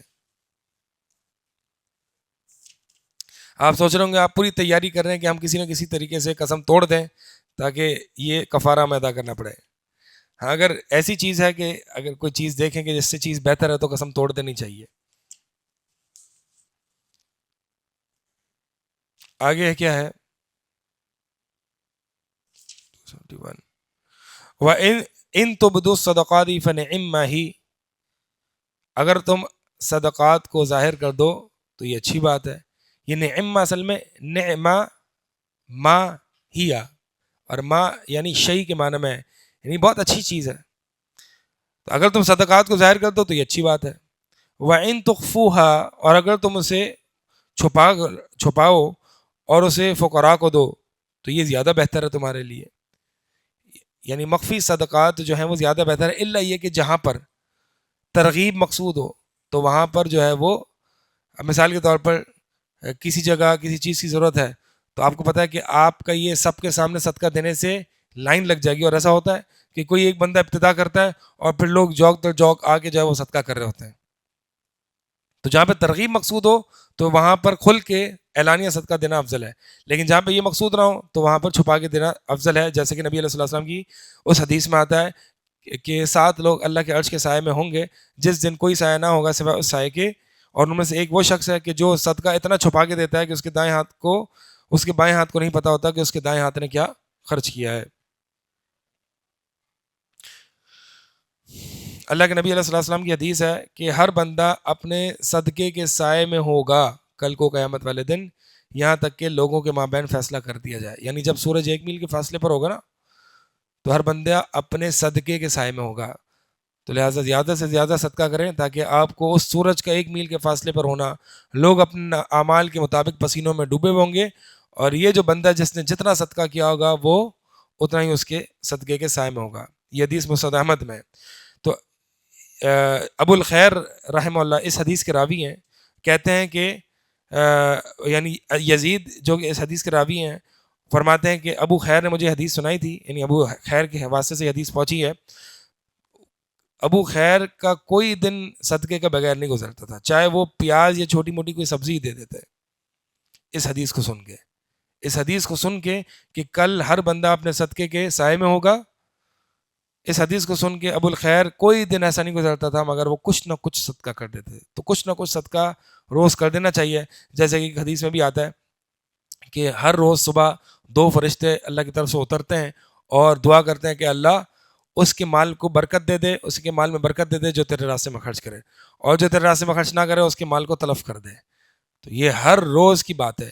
ٹھیک ہے، تو روز کچھ نہ کچھ دیں، کچھ نہ کچھ، کوئی فروٹ لے کے دے دیں، کوئی کھانا لے کے دے دیں، کوئی بھی چیز جو ہے وہ اللہ کے راستے میں خرچ کریں. کوئی مسواک لے کے دے دیں، کوئی چھوٹی سے چھوٹی چیز جو ہے وہ کچھ نہ کچھ انشاءاللہ خرچ کرنے کا کہ روٹین میں ڈالیں اپنی. اس سے مال میں برکت بھی ہوگی، اس سے فرشتوں کی دعائیں ملیں گی، اور اس سے انسان کا جو کل کا جو سایہ ہے وہ بڑھے گا.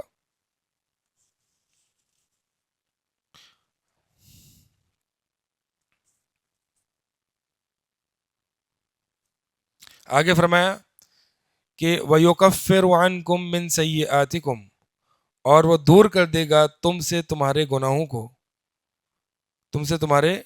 گناہوں کو دور کر دے گا، یعنی اس صدقے کی بدولت. واللہ بما تعملون خبیر. اب آپ دیکھیں صدقے کی بدولت گناہوں کو دور کر دے گا. جب انسان فوت ہوگا تو سب سے پہلی خواہش کیا ہوگی؟ لولا اخرتنی الی اجل قریب فاصدق واکم من الصالحین، کہ اللہ مجھے تھوڑی مہلت دے دے میں صدقہ کروں. سب سے پہلی خواہش مرنے کے بعد بندہ صدقہ کرے گا، کیونکہ صدقے سے جو عذاب ٹلتا ہے، اللہ کا غصہ ٹھنڈا ہوتا ہے، گناہ دور ہو جاتے ہیں، گناہ چھٹ جاتے ہیں، اس کو اس کے بعد اندازہ ہوگا. وَأَكُم مِّنَ الصَّالِحِينَ، اور نیک ہونے کی دعا تمنا بعد میں کرے گا. پہلی تمنا جو ہوگی اس کی وہ صدقے کی ہوگی. لہٰذا مال خوب خرچ کریں. نبی علیہ السلام نے فرمایا کہ صدقہ مال کو کم نہیں کرتا، مال کو خوب خرچ کریں. ایک اور حدیث میں آتا ہے کہ نبی علیہ الصلوۃ والسلام نے فرمایا ابو ذر غفاری رضی اللہ تعالیٰ عنہ کو کہ ان الاکثرین هم الاقلون، کہ جن کے پاس بہت زیادہ پیسہ ہے نا وہ کل کو قیامت کے دن زیادہ فقیر ہوں گے نامہ اعمال کے اعتبار سے، اجر و ثواب کے اعتبار سے، اللہ سوائے وہ شخص کہ اللہ من قال بمالہ ہکذا وہکذا وہکذا او کما قال علیہ الصلوۃ والسلام، کہ اللہ یہ کہ وہ شخص کہ جو اپنے مال کو دائیں بائیں اوپر نیچے لٹا دیا کر رہے، خرچ کرتا رہے. اور یہ واقعی جس بندے کے پاس مال ہے نا اس کو کہاں خرچ کرنا ہے یہ ایک بہت بڑی ذمہ داری اور بہت بڑی ٹینشن ہے. اسی لیے نبی علیہ الصلوۃ والسلام ایک موقع پر نماز پڑھتے ہی فوراً جو ہے وہ سلام پھیر کے اپنے گھر میں چلے گئے. یعنی تشویش ہوئی صحابہ کو کہ کیا ہوا ایسا. تو آپ صلی اللہ علیہ وسلم نے فرمایا کہ میرے پاس کچھ مال آیا تھا اور مجھے پسند نہیں تھا کہ میرے گھر میں 3 دن سے بھی زیادہ میں خرچ کر دوں اس کو. تو یہ جو مال ہے نا اس کا حساب دینا ہے، اس کو خرچ کر دیں، خواہ مخواہ حساب اپنا کم کریں اپنا. ٹھیک ہے، تو زیادہ سے زیادہ انسان کو خرچ کرنے، یعنی جو جن کے اللہ تعالیٰ نے پیسہ دیا ہے وہی بچ سکتا ہے کہ اگر وہ مال لٹا دے. یعنی ہم عثمان غنی رضی اللہ تعالیٰ عنہ کی امیر صحابہ کی مثال تو دیتے نا کہ دیکھیں کیسی دنیا کمائی، لیکن ان کا مال خرچ کرنے کی مثال نہیں دیتے. اللہ کی قسم ایک غزوے میں وہ اتنا مال خرچ کرتے تھے.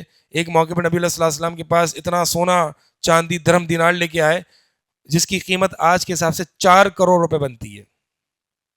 اللہ کے نبی علیہ الصلوۃ والسلام اس کو درہم دینار کو الٹ پلٹ کرتے رہے اور کہا کہ اے عثمان آج کے بعد تجھے کوئی چیز نقصان نہیں دے گی.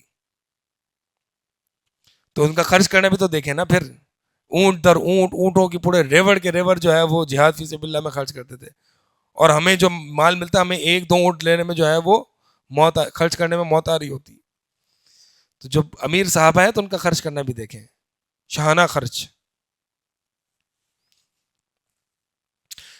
نبی علیہ الصلوۃ والسلام کے بارے میں کیا کہا تھا حنین کے موقع پر، جب انہوں نے جو ہے وہ بعض کفار کے قبائل کو تالیف قلبی کے لیے بڑے بڑے ریور بکریوں کے اور دیے تھے، تو کسی نے کہا نا کہ میں اس شخص کے پاس سے آ رہا ہوں جس کو فقر کا خوف نہیں ہے. ایسے مال دیتے ہیں جس کو فقر کا خوف نہیں ہے. تو مال خرچ کرنے کی بھی ایک بڑی فکر ہے. مال کما رہے ہیں تو اس کو خرچ کرنا ذرا یہ بڑی فکر کیا کریں روز کہ بھائی میں جو کما رہا ہوں اس کو میں کہاں نکالوں، اس کو میں کہاں خرچ کروں.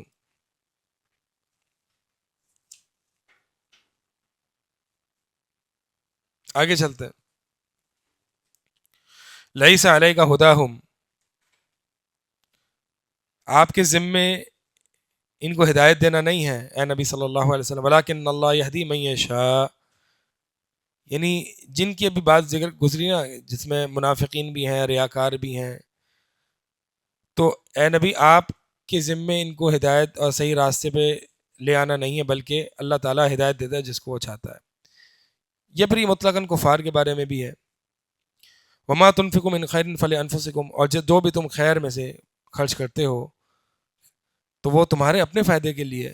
وما تنفقون الا ابتغاء وجہ اللہ، اور نہیں تم خرچ کرتے مگر اللہ کے چہرے کی تلاش کے لیے، اللہ کے چہرے کی تلاش کے لیے، اللہ کی رضا کی تلاش کے لیے، اللہ کے چہرے کے دیدار کے لیے. وما تنفقوا من خیر یوفى الیکم، اور جو بھی تم خیر میں سے کچھ بھی خرچ کرتے ہو، یوفى الیکم، پورا پورا تمہیں اس کا بدلہ دیا جائے گا. وانتم لا تظلمون، اور تمہارے ساتھ کوئی بھی ظلم نہیں کیا جائے گا. للفقراء، اب کہاں خرچ کریں یہ بتایا. للفقراء، فقراء کے لیے، الذین احصروا فی سبیل اللہ، کہ جنہیں اللہ کے راستے میں روک دیا گیا اللہ کے راستے میں. لا یستطیعون ضربا فی الارض، وہ زمین میں سفر نہیں کر سکتے، یعنی چل پھر نہیں سکتے، سفر نہیں کر سکتے، کمانے کے لیے نکل نہیں سکتے. یہ کون لوگ ہیں؟ یہ 2 لوگ ہیں. ایک مجاہد فی سبیل اللہ جس نے اپنے آپ کو فی سبیل اللہ کے راستے میں روک لیا ہے، اب جہاد کی مشغولیات کی وجہ سے وہ کمانے، کاروبار، ان چیزوں پہ نہیں نکل سکتا. اور دوسرے کون لوگ ہیں؟ طلبۃ العلم، کہ جنہوں نے علم کی مشغولیت کی وجہ سے اپنے آپ کو کاروبار میں، اس سے ہی پتہ چلا کہ طلب علم ایسی مشغولیت ہے کہ انسان طریقے سے کاروبار نہیں کر سکتا، کما نہیں سکتا. بلکہ بعض سلف کہتے تھے جب کوئی طالب علم آتا تھا نا علم حاصل کرنے تو ان کو کہتے تھے کہ بشر اہلک بالافلاس، اپنے گھر والوں کو فقیری کی خوشخبری دے دو اب. اور عموماً طلبۃ العلم اور علماء جو ہیں وہ علم اور دعوت کی مشغولیت کی وجہ سے وہ کاروبار نہیں کر سکتے، اور اسی طرح جو ہے وہ ان کے پاس اتنا پیسہ نہیں ہوتا، الا ماشاء اللہ جو استثنائی صورتیں مل جاتی ہیں. عبداللہ بن مبارک کی مل جاتی ہے، بعض صحابہ کی مل جاتی ہیں، کچھ سلف میں سے کچھ کی مل جاتی ہیں کہ جن کا جو ہے وہ باپ داداؤں کا پہلے سے مال وغیرہ چلا آتا رہا، تو چلا آتا رہا. عبداللہ بن مبارک ان کے والد بڑے امیر تھے، تو وہ بڑے محدثین وغیرہ پر خرچ کیا کرتے تھے، خود بھی بڑے محدث تھے. تو یہ کوئی گنتی کی مثالیں ملتی ہیں. عموماً جو مثالیں ملتی ہیں وہ فقر و فاقے والی مثالیں ملتی ہیں طلبۃ العلم و علماء کی. ٹھیک ہے، تو ان پر خرچ کرنا اولین ایک انسان، ایک دیندار کی سب سے پہلی جو چیز اس نے خرچ کرنی ہے، جس پر خرچ کرنا ہے، یہ طلباء اور مجاہدین ہو. یہ طلباء یہ بھی مجاہدین ہی ہیں، یعنی یہ جہاد بالقلم و جہاد باللسان ہے. تو لہٰذا اس سے ہی پتہ چلا کہ یعنی یہ وہ لوگ ہیں کہ جو زمین میں کاروبار وغیرہ کے لیے سفر نہیں کر سکتے. یحسبہم الجاہل اغنیاء، کہ جنہیں ناواقف غنی سمجھتا ہے. اچھا یہ بھی ہے کہ ان طلباء اور علماء کو لوگ جو ہیں وہ غنی سمجھتے ہیں، مالدار سمجھتے ہیں. من التعفف، کیوں؟ کیونکہ یہ سوال نہیں کرتے. تعفف کہتے ہیں سوال سے بچنا، یعنی سوال سے بچنے کی وجہ سے ایک ناواقف انسان کو سمجھتا ہے کہ ہاں ماشاءاللہ بڑے کھاتے پیتے انسان لوگ ہیں.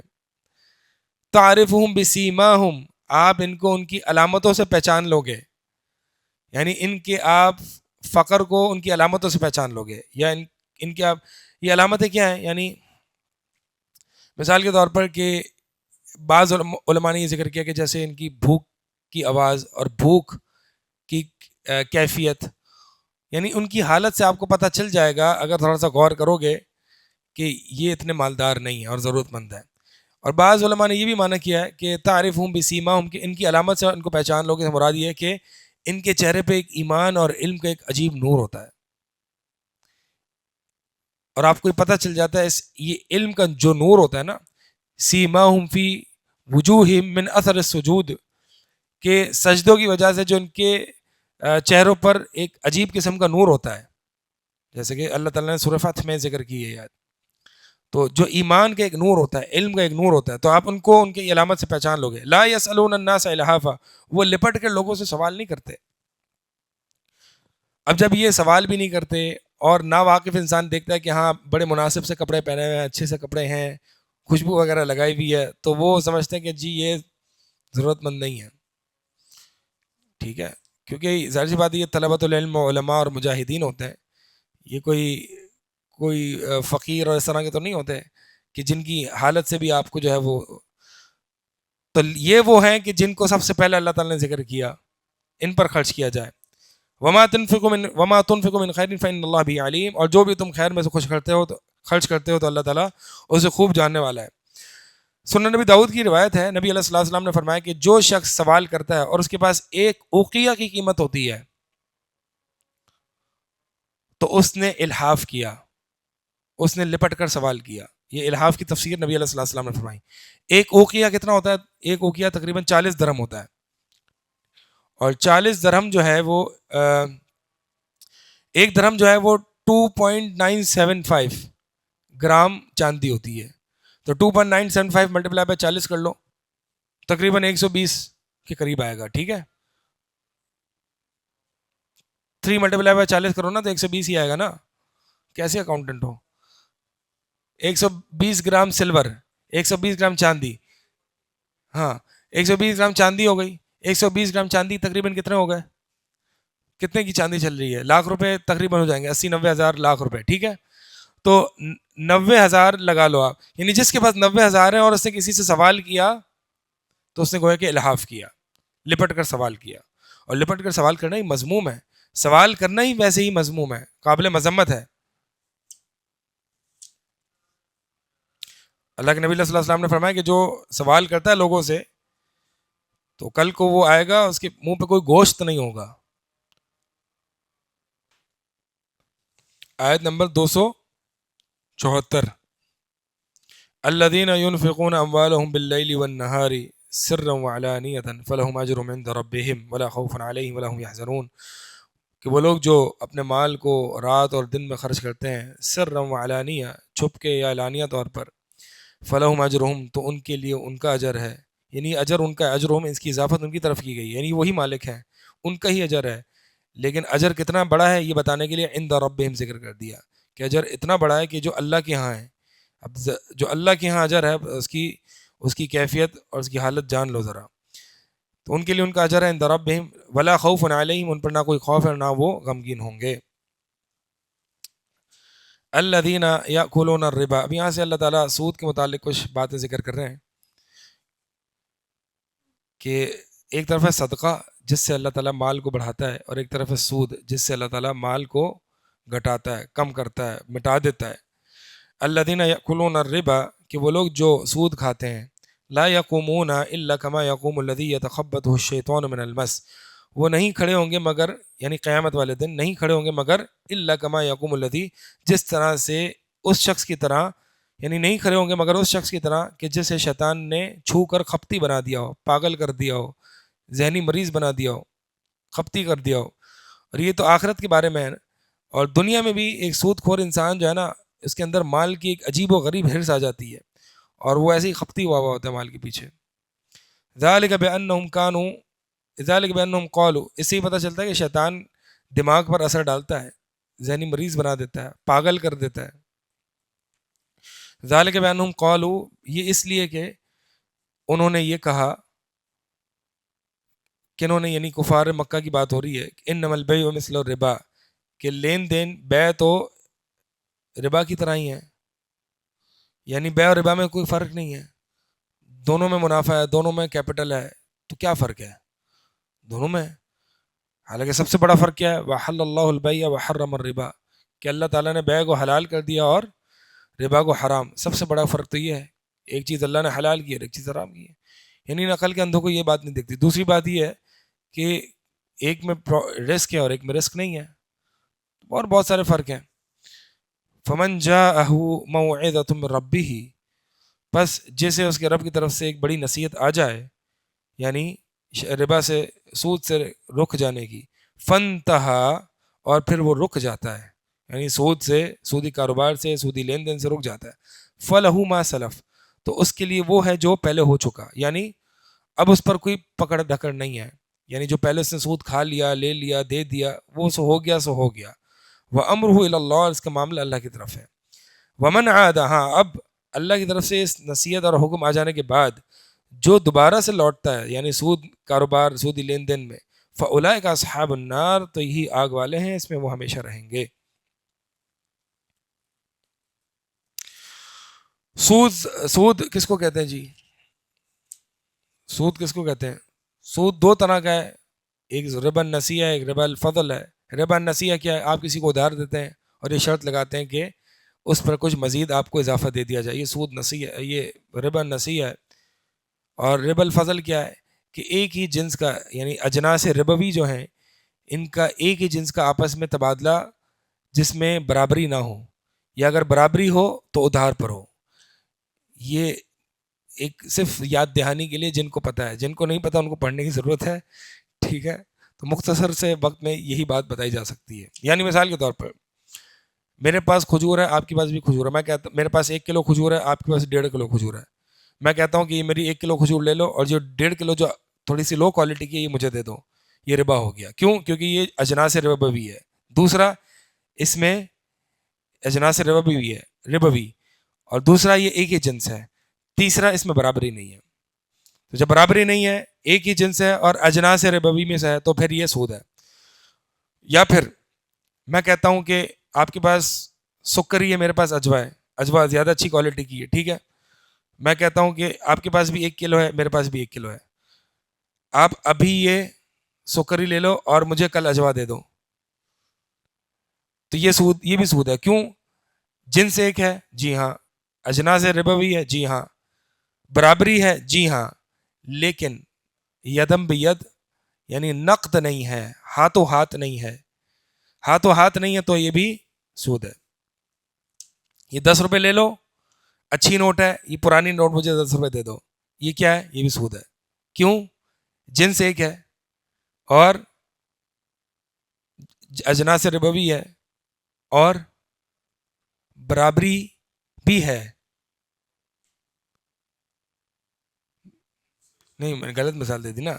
یہ 15 روپے لو اچھی نوٹیں ہیں اور یہ 10 روپے جو ہے وہ خراب نوٹیں مجھے دے دو.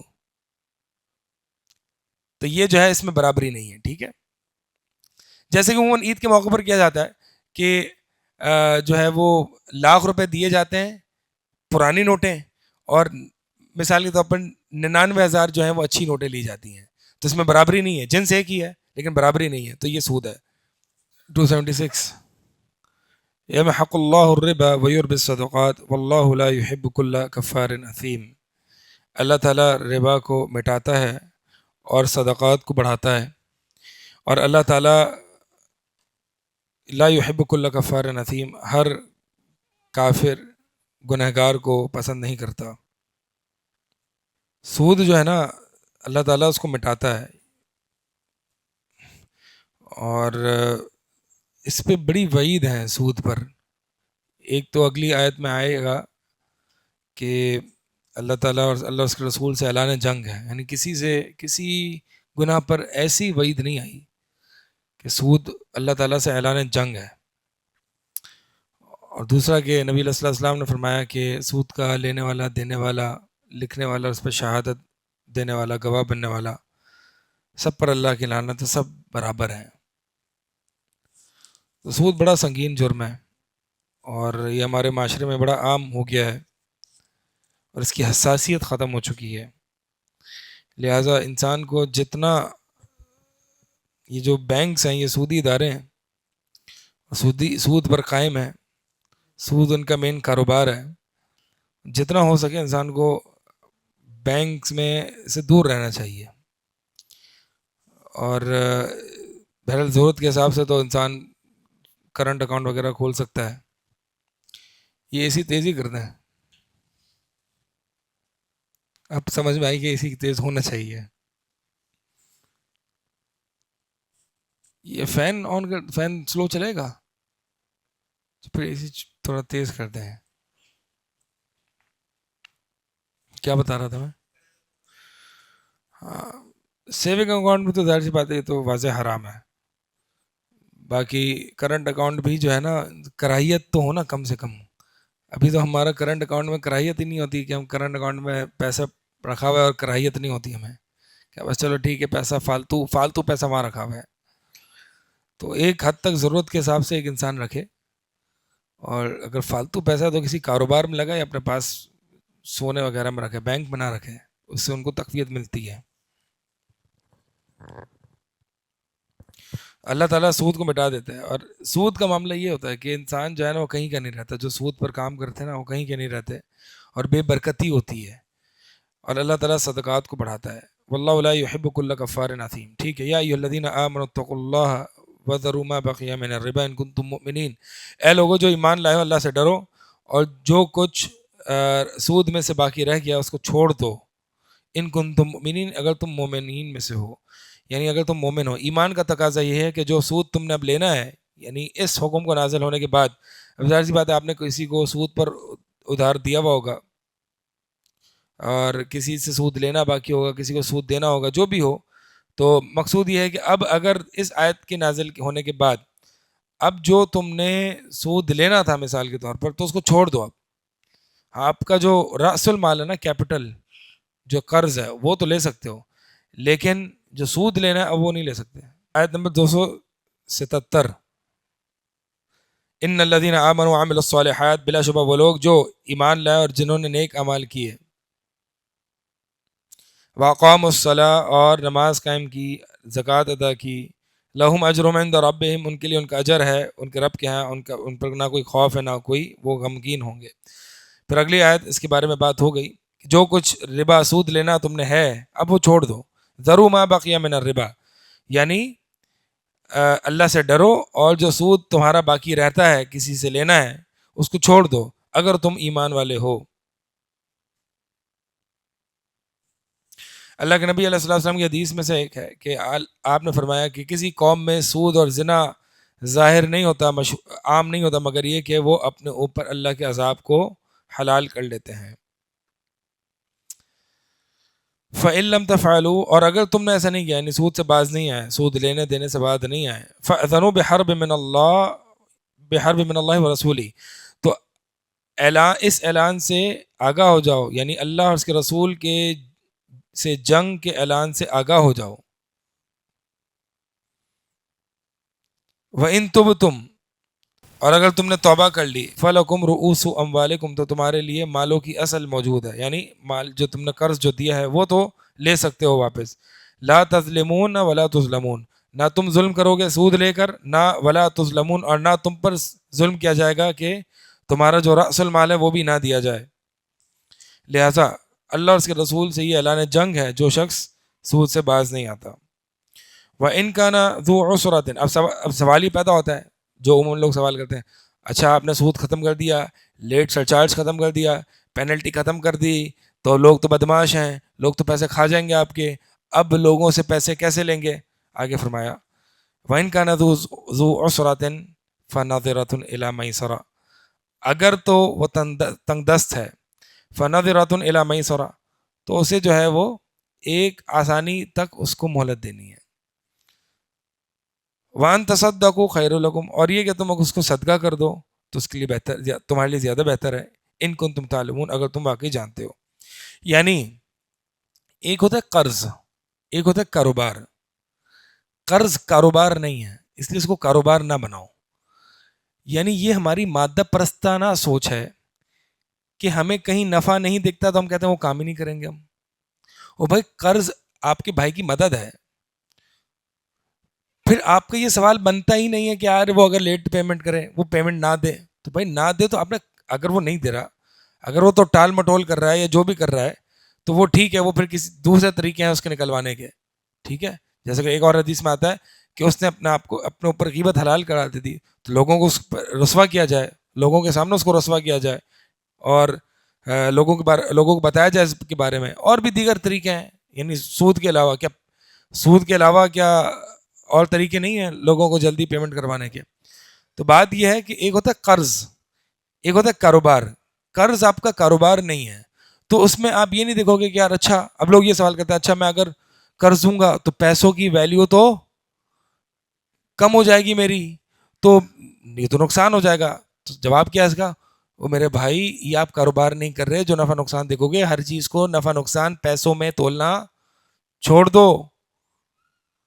یہ کیسی ہرس اور کیسی سوچ ہے، ہر چیز کو پیسوں میں تولتے ہو. تو بھائی قرض ہے، یہ آپ کے بھائی کی مدد ہے. ٹھیک ہے، ابھی قرض کی آگے آیات آئیں گی تو اس میں قرض کی فضیلت آپ کو پتہ چلے گی، تو آپ کو پتہ چلے گا کہ قرض دینے کی کتنی فضیلت ہے. تو بات یہ کہ ہر چیز میں نفع نہیں دیکھنا ہوتا. اب آپ یہ کہو کہ جی کل، اب یہ مادہ پر آسانہ سوچ آ گئی ایسی، اب یہ کہو کہ جی میں اپنے باپ کی خدمت کیوں کروں، مجھے کیا ملے گا؟ میں اپنے بچوں کو کیوں کھلاؤں، مجھے کیا ملے گا؟ اور ایسی سوچ تو ہے لوگوں میں موجود ہے. تو بھائی میں قرض کیوں دوں، اس سے تو میرا پرچیزنگ پاور کم ہو جائے گی، میری منی کی ویلیو ڈیٹیریٹ ہو جائے گی، کم ہو جائے گی، وغیرہ وغیرہ. وہ نہیں دے گا تو وہ بدماشی کرے گا، وہ نہیں دے گا، وہ ٹائم پہ نہیں دے گا تو پھر میرا تو کھانا خراب ہو جائے گا. او بھائی آپ نے اس کی مدد کی ہے، پہلے تو یہ سوچو، یہ نظریہ تبدیل کرو. آپ نے کاروبار نہیں کیا اس سے.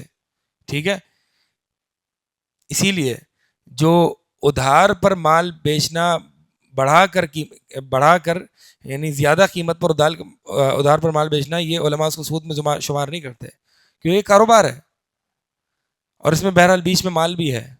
تو اگر یعنی ایک ہے کہ کیش کی قیمت اتنی ہے، یہ موبائل ہے، کیش کی قیمت 50 روپے ہے، اور اگر ایک مہینے بعد پیسے دو گے تو 100 روپے. اب اگر دونوں میں سے کوئی ایک قیمت پر وہ طے کر لے تو پھر کوئی مسئلہ نہیں ہے، ایک ہی قیمت پر 100 دوا ہے. لیکن اگر آپ کہیں کہ ہاں یہ 100 روپے ہے اور ہر لیٹ پیمنٹ پہ آپ پر جو ہے وہ سود لگے گا، تو یہ سود ہے. تو ایک ہی سودے پر اگر ڈن ہو جائے، اگرچہ ادھار پر قیمت زیادہ ہو، تو کوئی اس میں مسئلہ نہیں ہے.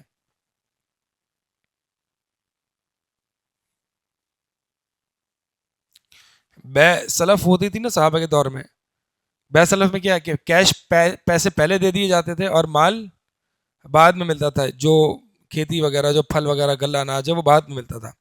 تو پہلے پیسے دے دیے جاتے تھے تو جس کی وجہ سے قیمت کم ہوتی تھی، ورنہ کوئی پیسے پہلے کیوں دے گا؟ پہلے پیسے دیے جاتے تھے تاکہ اس کی قیمت کم ہو جاتی تھی. تو ظاہر سی بات ہے جب بعد میں پیسے دے رہا تو قیمت بڑھ گئی، تو اس کا الٹ کیا ہے، اس میں سود تو نہیں ہے.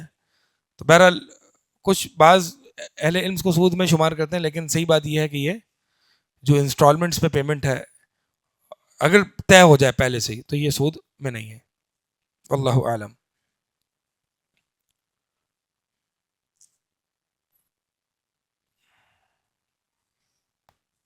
ہاں تو فرمایا کہ فَإِن كَانَ ذُو عُسْرَةٍ، اگر تو وہ تنگی میں ہے، تنگ دست ہے، تو اس کو آسانی تک مہلت دینی. وَأَن تَصَدَّقُوا، اور اگر تم صدقہ کر دو تو زیادہ بہتر ہے. چلیں یہیں پہ بات کر لیں صدقے کے حوالے سے، قرض کے حوالے سے. نبی علیہ الصلوۃ والسلام کی حدیث کے مطابق جب آپ کسی کو قرض کو دیتے ہیں نا تو ہر دن کے مطابق آپ کو ایک صدقہ لکھا جاتا ہے. اور اگر وہ وقت آ گیا کہ جس وقت آپ کو اس نے قرض لوٹانا ہے اور وہ مؤخر کرتا ہے تو دگنا آپ کو جتنا آپ نے قرض دیا نا دگنا آپ کا ہر دن کے حساب سے صدقہ لکھا جاتا ہے. یعنی اگر آپ کسی کو 100 روپے دیتے ہیں، ٹھیک ہے، اور 1 مہینے بعد اس کی قرض کی لوٹائے ہے تو 100 روپے کا صدقہ روز آپ کے لیے لکھا جاتا ہے. اور اگر وہ پیمنٹ 2 مہینے بعد کرتا ہے تو 1 مہینے تک آپ کو 200 روپے جو ہے وہ روز کے برابر صدقہ لکھا جاتا ہے. یہ حدیث میں آیا ہے. تو لہٰذا اگر کوئی آپ نے کسی پر خیر کیا ہے، اچھی بات کی ہے، تو اس کو ایک حدیث میں آتا ہے، صحیح بخاری میں حدیث ہے کہ یعنی ملائکہ ایک شخص کی روح سے جو ہے وہ ملاقات کرتے ہیں، جو تم میں سے یعنی بنو اسرائیل میں سے ایک شخص کے سے ملاقات کی ملائکہ نے، ان کو اس روح کو ہاتھ میں لیا اور ان سے ملائکہ نے پوچھا کہ کوئی خیر کا کام کیا ہے؟ کہا کہ میں یہ حکم دیتا تھا کہ اپنے کسی جو بھی لڑکا تھا یا کام والا تھا کہ وہ دیکھے ذرا کہ کون تنگ دست ہے تو اس کو مہلت دے، اور اگر وہ بالکل نہیں دے سکتا تو پھر اس کو معاف کر دے. تو پھر اللہ تعالیٰ نے بھی اس کو معاف کر دیا. تو قرض کو معاف کرنا اگر واقعی ایک بندہ تنگ دست ہے اور نہیں دے سکتا تو بہت بڑا اجر ہے، اس کا صدقہ ہے. ہاں اب یوں نہیں کر سکتے اس کو زکوٰۃ دے دی، قرض کو زکوٰۃ میں کنورٹ نہیں کر سکتے، ٹھیک ہے، وہ قرض صدقہ بن جائے گا آپ کا، زکوٰۃ نہیں بن سکتی.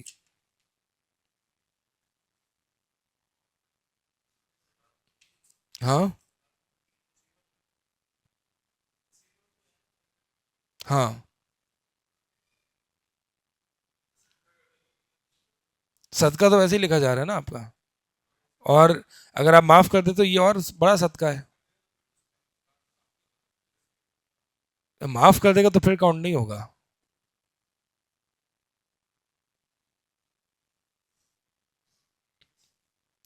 ایک حدیث میں آتا ہے، صحیح مسلم کی حدیث ہے کہ جو شخص کسی تنگ دست کو مہلت دیتا ہے یا اس سے قرض کو معاف کر دیتا ہے اللہ تعالیٰ اس کو اپنا سایہ عطا فرمائے گا.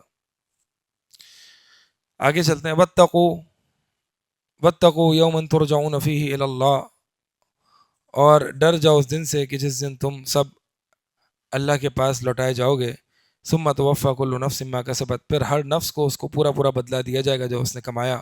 وہم لا یظلمون، اور ان کے ساتھ کوئی کسی بھی قسم کا کوئی ظلم نہیں کیا جائے گا. یعنی اس آیت میں گویا کہ سود سے اور قرض میں یعنی ظلم سے ڈرایا جا رہا ہے، اور مال کی محبت کو نکالا جا رہا ہے کہ اس دن کو یاد کو، اس دن سے ڈرو کہ جو دن زیادہ اہم ہے اور جس دن تم نے اللہ کی طرف لوٹنا ہے. اب یہاں پہ جو ہے یہ اگلی جو آیت ہے آیت الدین ہے، یہ سب سے بڑی آیت ہے قرآن کی. قرآن کی سب سے بڑی آیت کیا ہے؟ آیت الدین، یعنی قرض کی آیت. اس میں جو ہے وہ اب جب سود نہیں لینا تو صحیح طریقہ کیا ہے قرض لین دین کا، اس میں یہ بات ہمیں یہاں اس آیت میں سکھائی گئی ہے. چلیں اس آیت کو ذرا پڑھ لیں. یا ایھا الذین آمنو، اے لوگو جو ایمان لائے ہو، جب تم آپس میں لین دین قرض کا لین دین کرو، تداینتم بدین، آپس میں قرض کا لین دین کرو، الی اجل مسمی، ایک مقررہ مدت تک، فاکتبوہ، تو اسے لکھ لو، اسے لکھ لو. یعنی ایک حکم کیا ہے قرض لین دین میں؟ آپس میں جب تم قرض کا لین دین کرو تو پہلا حکم کیا ہے؟ اسے لکھ لو. وَلْيَكْتُبْ بَيْنَكُمْ كَاتِبٌ بِالْعَدْلِ، اور تمہارے درمیان ایک لکھنے والا عدل کے ساتھ لکھ لے. یعنی ایک لکھنے والا ہو، یا تو تم خود لکھ لو یا کوئی کاتب ہو جو لکھے، اس کو عدل کے ساتھ لکھنے والا ہو. وَلَا يَأْبَ كَاتِبٌ أَن يَكْتُبَ كَمَا عَلَّمَهُ اللَّهُ، اور لکھنے والا اس کو انکار نہیں کرنا چاہیے لکھنے سے جیسے کہ اللہ تعالیٰ نے اس کو سکھایا ہے. یعنی اگر کسی کو کہا جا رہا ہے کہ یار ہمارا قرض کی لین دین ہو رہا ہے، آپ ذرا لکھ لیں، لکھنے کا کام انجام دے دیں تو اس کو انکار نہیں کرنا چاہیے. فَلْيَكْتُبْ وَلْيُمْلِلِ الَّذِي عَلَيْهِ الْحَقِّ، اور چاہیے کہ وہ لکھ لے، وَلْيُمْلِلْ، اور لکھوا لے، املا کروا دے، الذی، وہ شخص، علیہ الحق، جس پر حق ہے، یعنی جس پر قرض ہے. یعنی جس پر قرض ہے، جس پر قرض، اس کو کیا کہا جاتا ہے؟ مقروض. ٹھیک ہے، تو جس پر حق ہے اسے چاہیے کہ وہ املا کروا دے، لکھوا لے. وَلْيَتَّقِ اللَّهَ رَبَّ، اور اسے چاہیے کہ اللہ سے، اپنے رب سے ڈر جائے. وَلَا يَبْخَسْ مِنْهُ شَيْئًا، اور اس میں سے کچھ بھی کمی نہ کرے، یعنی لکھتے وقت یا ادائیگی کے وقت یا جس میں بھی کچھ بھی کمی نہ کرے.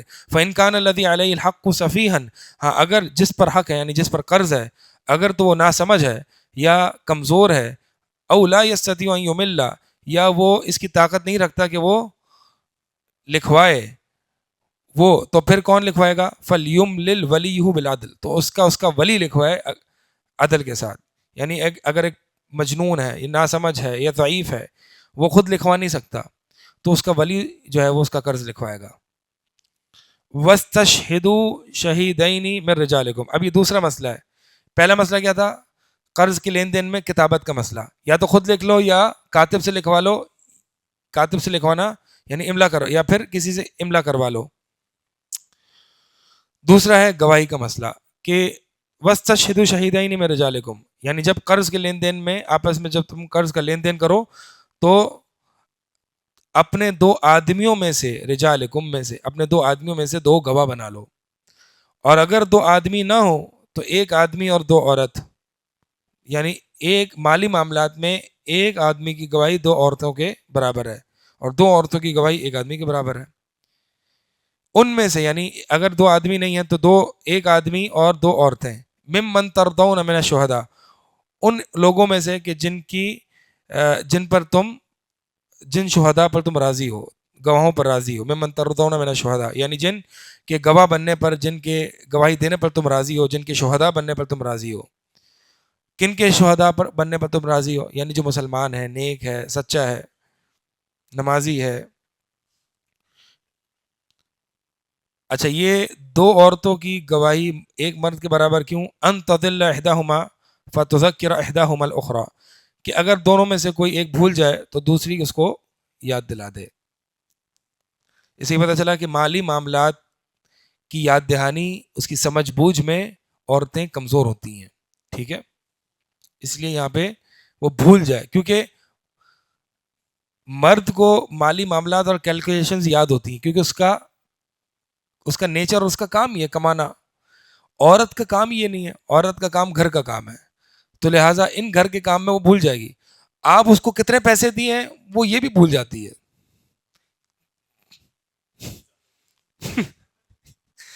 یہ زیادہ بھول.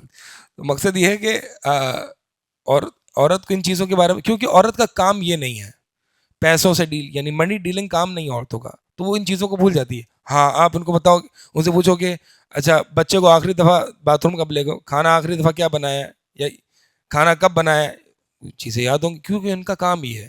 ٹھیک ہے، تو جو جس کا کام ہے نا، ہمیں ہمارے معاشرے کو اسی حد تک رکھنا چاہیے. اب اگر دو مرد نہیں ہیں تو پھر ایک مرد اور دو عورتیں بطور گواہی دیں. ولا يأبى الشهداء اذا ما دعوا، اور گواہوں کو چاہیے کہ وہ انکار نہ کرے جب ان کو بلایا جائے گواہی کے لیے. ولا تسأموا ان تكتبوه صغيرا او كبيرا الى اجله، اور اس بات سے نہ اکتا ہو، چاہے معاملہ چھوٹا ہو یا بڑا ہو، یعنی قرض چھوٹا ہو یا بڑا ہو، اس چیز سے نہ اکتا ہو کہ اسے لکھ دو اس کی مدت تک. یعنی چھوٹا قرض ہو، بڑا قرض ہو، بڑا معاملہ ہو، چھوٹا معاملہ ہو، اس چیز سے نہیں اٹھانا چاہیے کہ اس قرض کو اس کی مدت تک لکھ دیں. یعنی تیسری چیز یہ بھی پتہ چلی کہ قرض کی مدت بھی متعین ہو جائے. تو تین چیزیں ہو گئیں، کتابت، شہادت اور مدت کی تعیین، کہ کتنے عرصے تک یہ قرض ہے. ذالکم اقسط عند اللہ، یہ لکھنا، یہ شہادت، یہ تمام چیزیں، یہ اقسط عند اللہ، یہ اللہ کے ہاں زیادہ عدل و انصاف والی ہے. وہ اقوم للشہادہ، اور شہادت کو زیادہ درست رکھنے والی ہے. وہ ادنا اللہ ترتابو، اور زیادہ قریب ہے کہ تم شک میں نہ پڑو، یعنی آپس میں کوئی تنازع نہ ہو جائے، کوئی شک شبہ نہ ہو جائے. تو یہ چیزیں جو ہے وہ کر لیا کرو اہتمام کے ساتھ. اللہ، ہاں اب یہ جو لکھنے والے معاملات ہیں نا، الا ان تکون تجارتا حاضرتا تدیرونها بینکم، الا یہ کہ کوئی نقد تجارت ہو، کیش تجارت ہو، کیش والے معاملات ہوں جس کو تم آپس میں لیتے دیتے ہو تو اپنے درمیان، یعنی کیش کی تجارت ہے تو اس میں کوئی لکھنے کی ضرورت نہیں ہے، ٹھیک ہے. فلیس علیکم جناح اللہ تکتبوها، تو تم پر کوئی گناہ نہیں ہے کہ تم اسے نہ لکھو، الا نہ لکھو، ہاں. واشہدوا اذا تبایعتم، اور گواہ بناؤ جب تم آپس میں لین دین کرو، بے کرو. ولا یضار کاتب ولا شہید، اور لکھنے والے کو اور نہ گواہ کو کوئی تکلیف نہ دی جائے، یعنی لکھنے والے کو فورس کیا جائے کہ اس سے زیادہ لکھو، گواہی جھوٹی گواہی پر فورس کیا جائے، زبردستی کی جائے، یا ہر وقت ان کو بلا بلا کے تنگ کیا جائے تو ان کو تکلیف نہ دی جائے اس طرح. وَإِن تَفْعَلُوا فَإِنَّهُ فُسُوقٌ بِكُمْ، اگر تم ایسا کرو گے تو یہ تم میں ایک پائی جانے والی بڑی نافرمانی ہے. وَيُعَلِّمُكُمُ اللَّهُ، اور تمہیں اللہ تعالیٰ سکھاتا ہے. وَاتَّقُوا اللَّهَ وَيُعَلِّمُكُمُ اللَّهُ، اللہ سے ڈرو، اللہ تعالیٰ تمہیں سکھائے گا، اللہ تعالیٰ تمہیں علم دے گا. اس کا مطلب یہ ہے کہ تقوی اور علم کا گہرا تعلق ہے. وَاتَّقُوا اللَّهَ وَيُعَلِّمُكُمُ اللَّهُ، یعنی جو شخص چاہتا ہے کہ اس کا علم بڑھ جائے تو اسے چاہیے کہ تقوی میں اپنے آپ کو مزید بڑھا دے. جو شخص جتنا متقی ہوگا، اللہ سے ڈرنے والا ہوگا، اس کا علم اتنا ہی زیادہ ہوگا، اللہ تعالیٰ اس کو سکھائے گا. وَاتَّقُوا اللَّهَ وَيُعَلِّمُكُمُ اللَّهُ. تو اسی لیے ہم مدارس میں جاتے ہیں، طلب علم کی مجالس میں جاتے ہیں، سب سے پہلے ہمیں علماء نصیحت یہ کرتے ہیں کہ اللہ سے ڈر جاؤ، جتنا تقوی تم اختیار کرو گے اللہ تعالیٰ تمہیں اتنا ہی سکھائے گا.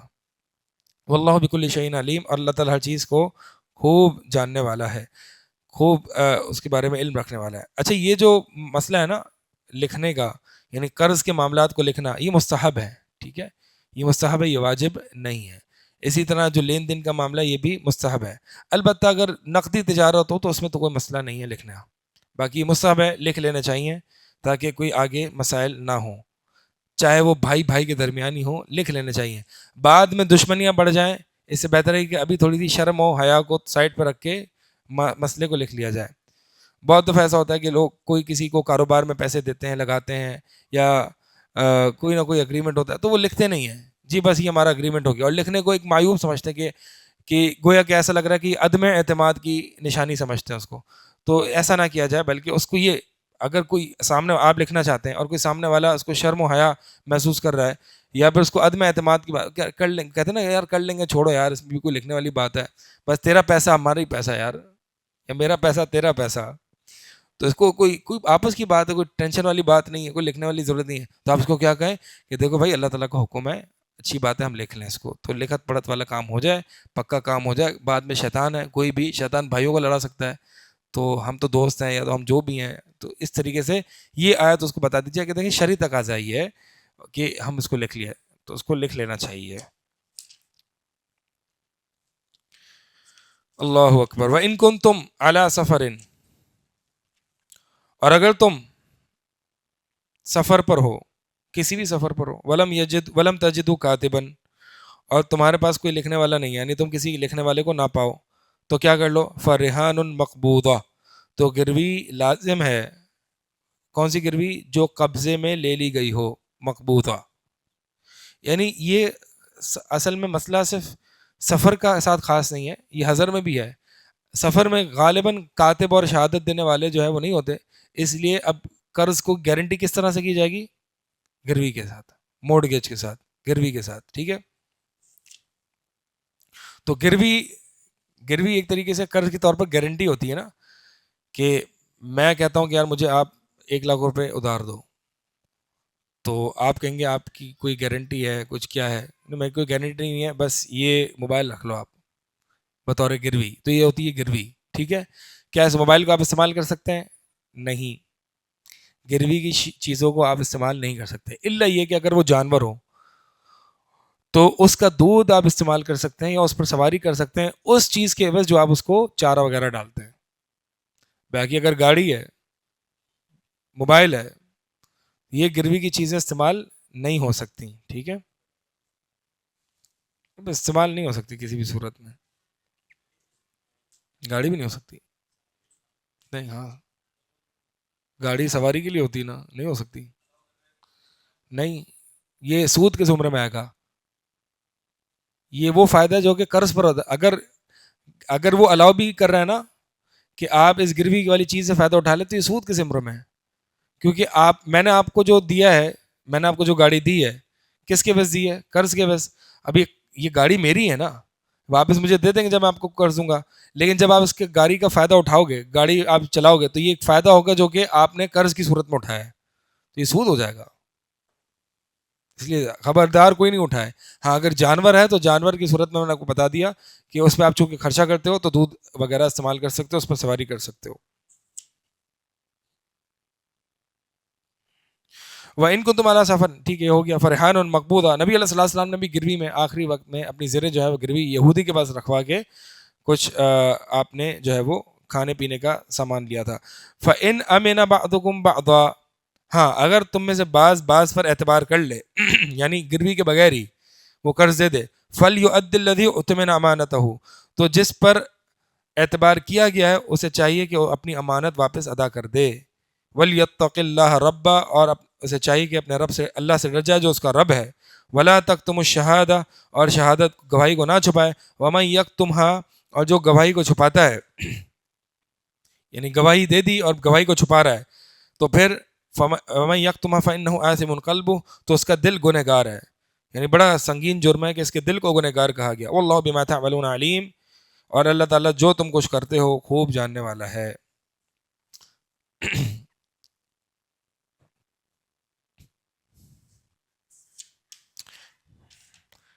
للہ ما فی السماوات و ما فی الارض، اللہ ہی کی ملکیت میں جو کچھ آسمانوں میں اور جو کچھ زمین میں ہے. وَإِن تُبْدُوا مَا فِي أَنفُسِكُمْ، اور تم جو کچھ بھی ظاہر کرتے ہو جو تمہارے دلوں میں ہے.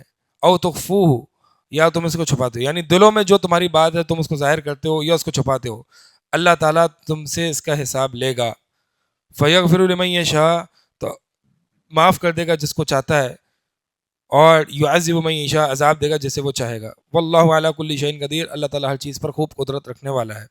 جب یہ آیت اتری نا تو صحابہ پریشان ہو گئے کہ دل پہ جو خیالات آتے ہیں اس پر تو ہمارا کنٹرول نہیں ہے. تو یعنی دل کی بات اگر جو ہمارے اندر ہے یا اس کو ظاہر کر دیں یا اس کو چھپا کے رکھیں تو اس پر اللہ کا ہم سے محاسبہ کرنے کا مطلب ہے یہ تو بڑی بات ہو گئی. یعنی دل میں خیالات کا کنٹرول تو نہیں ہے.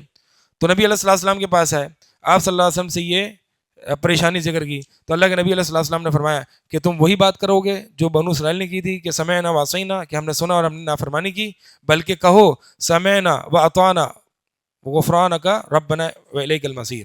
سمعنا واطعنا غفرانک ربنا والیک المصیر. تو صحابہ نے یہی بات کہی کہ ہم نے سنا، ہم نے اطاعت کی، اور اے ہمارے رب ہمیں بخش دے، تیری بخشش کے طلبگار ہیں اور تیری طرف ہی لوٹنا ہے.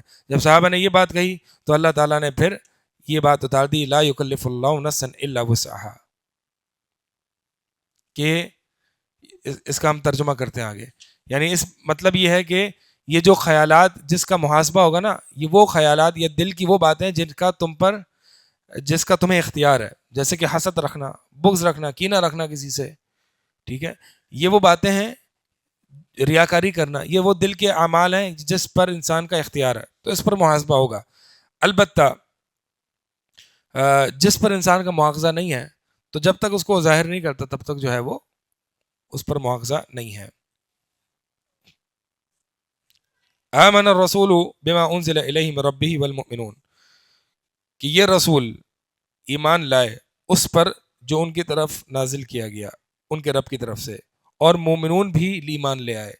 کس پر ایمان لے آئے؟ جو رسول پر اتارا گیا ان کے رب کی طرف سے. کلن، ہر ایک، آمن باللہ و ملائکتہ، ہر ایک ان میں سے اللہ پر ایمان لاتا ہے، اللہ پر ایمان لایا، ملائکہ پر، اس کی ملائکہ پر، اس کی کتابوں پر، اس کے رسولوں پر. لا نفرق بین احد من رسلہ، ہم اللہ کے رسولوں میں سے کسی ایک میں بھی تفریق پیدا نہیں کرتے، کسی کو مانتے ہیں کسی کو نہیں مانتے، نہیں، ایسا نہیں ہے، بلکہ ہم سب کو ہی مانتے ہیں. وقالوا سمعنا واطعنا، اور انہوں نے کہا ہم نے سنا اور اطاعت کی. غفرانک، یعنی نطلب غفرانک، کہ اللہ ہم تیری مغفرت طلب کرتے ہیں. ربنا، اے ہمارے رب، وإلیک المصیر، اور تیری طرف ہی لوٹنا ہے. لا یکلف اللہ نفسا الا وسعها، اور اللہ تعالیٰ کسی جان کو اس کی طاقت سے بڑھ کر، اس کی گنجائش سے بڑھ کر تکلیف نہیں دیتا، مکلف نہیں ٹھہراتا. لا لہا ما کسبت وعلیہا ما اکتسبت، اس کے لیے وہی ہے جو اس نے کمایا، اور اس کے خلاف وہی ہے جو اس نے عمل کیا. یعنی جو اس نے نیک عمل کیے اس کو اس کا بدلہ ملے گا، اور جو اس نے برے عمل کیے اس کو اس کی کے خلاف ہے، یعنی اس کو اس کی سزا ملے گی. ربنا لا تؤاخذنا، یعنی جب صحابہ نے پھر یہ دعائیں کی کہ اے ہمارے رب لا تؤاخذنا، ہمارا مواخذہ نہ کر اگر ہم بھول جائیں یا ہم خطا کر بیٹھیں، غلطی کر جائیں. تو اس پر اللہ تعالیٰ نے فرمایا قد فعلت، میں نے ایسا کیا. پھر صحابہ نے دعا کی ربنا ولا تحمل علینا اصرا کما حملته علی الذین من قبلنا، اے ہمارے رب ہم پر وہ بوجھ نہ ڈال کہ جو تو نے ہم سے پہلے لوگوں پر ڈالا تھا. ربنا ولا تحملنا، ربنا ولا تحمل علینا، اے اللہ ہم پر بھاری بوجھ نہ ڈال. اسرن کہتے ہیں بھاری بوجھ ڈالنے کو. کما حملته علی الذین من قبلنا، یعنی جو پہلے لوگوں کی شریعت تھی تھوڑی سی مشکل تھی اور احکامات مشکل تھے، تو ویسے بوجھ نہ ڈال، بھاری بوجھ جو تو نے پہلے کے لوگوں پر ڈالے تھے ہم سے. ربنا ولا تحملنا ما لا طاقت لنا به، اے اللہ اے ہمارے رب ہم سے نہ اٹھوا وہ چیز جس کی ہم میں طاقت نہیں ہے. واعف عنا، درگزر کر لے ہم سے. واغفر لنا، اور ہمیں معاف کر دے. ورحمنا، اور ہم پر رحم فرما. انت مولانا، تو ہمارا مولا اور مالک ہے. فانصرنا، اور ہماری مدد کر کافر قوم کے خلاف. یہ سورہ بقرہ کی آخری آیات ہے، اور سورہ بقرہ کی آخری آیات کے بارے میں بڑی فضیلتیں آئی ہیں. ایک تو جو میں نے اس دورے کے آغاز میں ذکر کی تھی کہ سورہ بقرہ کی آخری دو آیات جو بھی رات کو داخل ہوتے وقت پڑھ لیتا ہے، یعنی مغرب کے بعد، تو اس کے لیے یہ دو آیتیں کافی ہو جاتی ہیں ہر چیز سے. یعنی بڑی فضیلت ہے اس کے لیے، ہر چیز سے اس کے لیے، شیطان کی سے حفاظت کے لیے، شر سے، مصیبتوں سے، ہر چیز سے کافی ہو جاتی ہے. اور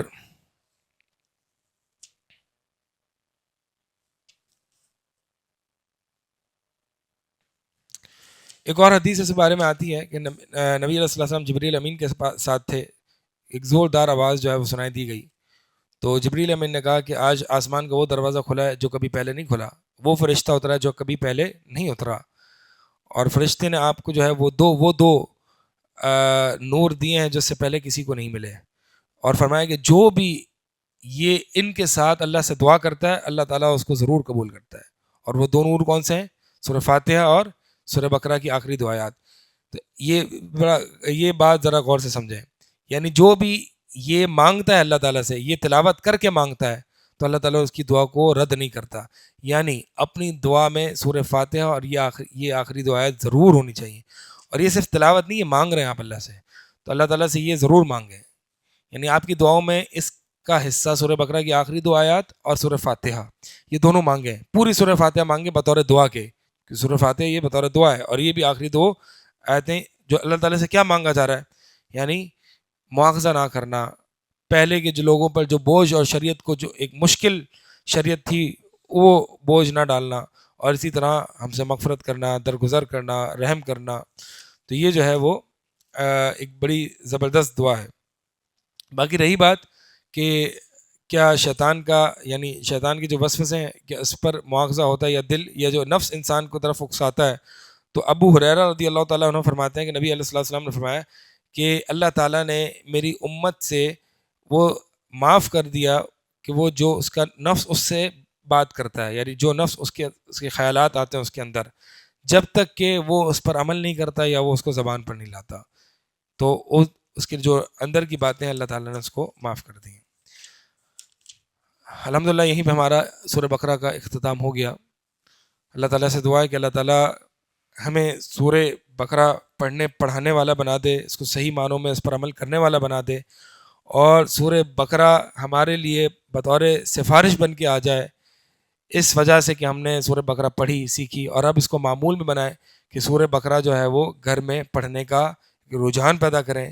روز پڑھنے کی تو بات نہیں ہے، البتہ اس کو پڑھنے میں ایک روٹین میں ڈالیں. مثال کے طور پر ایک قرآن کی ایک اپنی تلاوت رکھیں اور سورہ بقرہ کی اپنی ایک تلاوت رکھیں. ہفتے میں ایک دفعہ پڑھ لیں، 5 دن میں ایک دفعہ پڑھ لیں، اور اگر حفظ کر سکتا ہے جو تو اس کو حفظ کر لے، تاکہ وہ چلتے پھرتے بار بار جو ہے وہ سورہ بقرہ پڑھتا ہی رہے. اور یہ جس گھر میں سورہ بقرہ پڑھی جاتی ہے شیطان اس سے بھاگ جاتا ہے. تو سورہ بقرہ یعنی زہراوائن ہیں، 2 نور ہیں، بشارت ہے، یعنی 2 نور میں سے ایک نور ہے، سورہ آل عمران دوسرا نور ہے، کہ اللہ کے کل اللہ کے دربار میں یہ اپنے پڑھنے والے کو چھڑوا کے چھوڑیں گی. یعنی سفارش کریں گی، لڑیں گی اپنے حق میں. تو اللہ تعالیٰ سے دعا ہے کہ اللہ تعالیٰ ہمیں سورہ بقرہ مزید اس کو اور پڑھنے کی، اس کو پڑھانے کی، صحیح معنوں میں سمجھنے کی توفیق عطا فرمائے، اور اسی طرح اللہ تعالیٰ ہمارا قرآن سے تعلق جوڑ کے رکھے. سوال آج کمپلیٹ ہو گیا، تو اس ٹائم ہم کیا کریں گے؟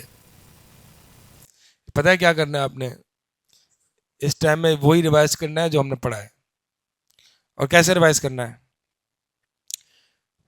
ایک مختصر سی تفسیر اپنے سامنے رکھ لیں تاکہ وہ باتیں ساری ذہن میں آتی رہیں جو ہم نے کلاس میں پڑھا ہے، اور یہ کریں انشاءاللہ.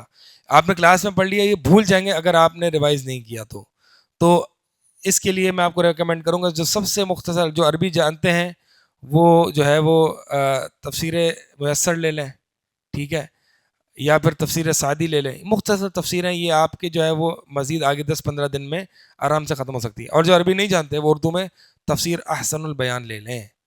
باقی تفسیریں بڑی ہیں، وہ ریوائز کرنے میں نہیں ہے. آپ نے تفسیر پڑھ لی ہے کلاس میں، آپ کو صرف اور صرف یاد دہانی اور ریویژن چاہیے. تو اس کے لیے آپ روز اس وقت بیٹھ کے تفسیر احسن البیان سے ریوائز کریں. سوال، اگر آپ نے کسی کو قرض دیا اور آپ میں اتنی استطاعت نہیں معاف کرنے کی، اور اس میں بھی استطاعت نہیں ہے دینے کی، تو آپ اس کو بغیر بتائے زکوٰۃ کے زمرے میں، یعنی اس کو معاف کر کے بغیر بتائے زکوٰۃ کے زمرے میں لا سکتے؟ نہیں، قرض کسی بھی صورت زکوٰۃ میں تبدیل نہیں ہو سکتا. کوئی دوسرا شخص جو ہے وہ اس کا قرض ادا کرے گا زکوٰۃ سے، یہ تو ہو سکتا ہے. آپ نے جو دیا ہے وہ آپ زکوٰۃ کے طور پر اس کو تبدیل نہیں کر سکتے. اگر وہ کہے زکوٰۃ میں لگا لو تب بھی آپ نہیں کر سکتے. ٹھیک ہے، سبحانک اللہم و بحمدک اشہد ان لا الہ الا انت استغفرک و اتوب الیک.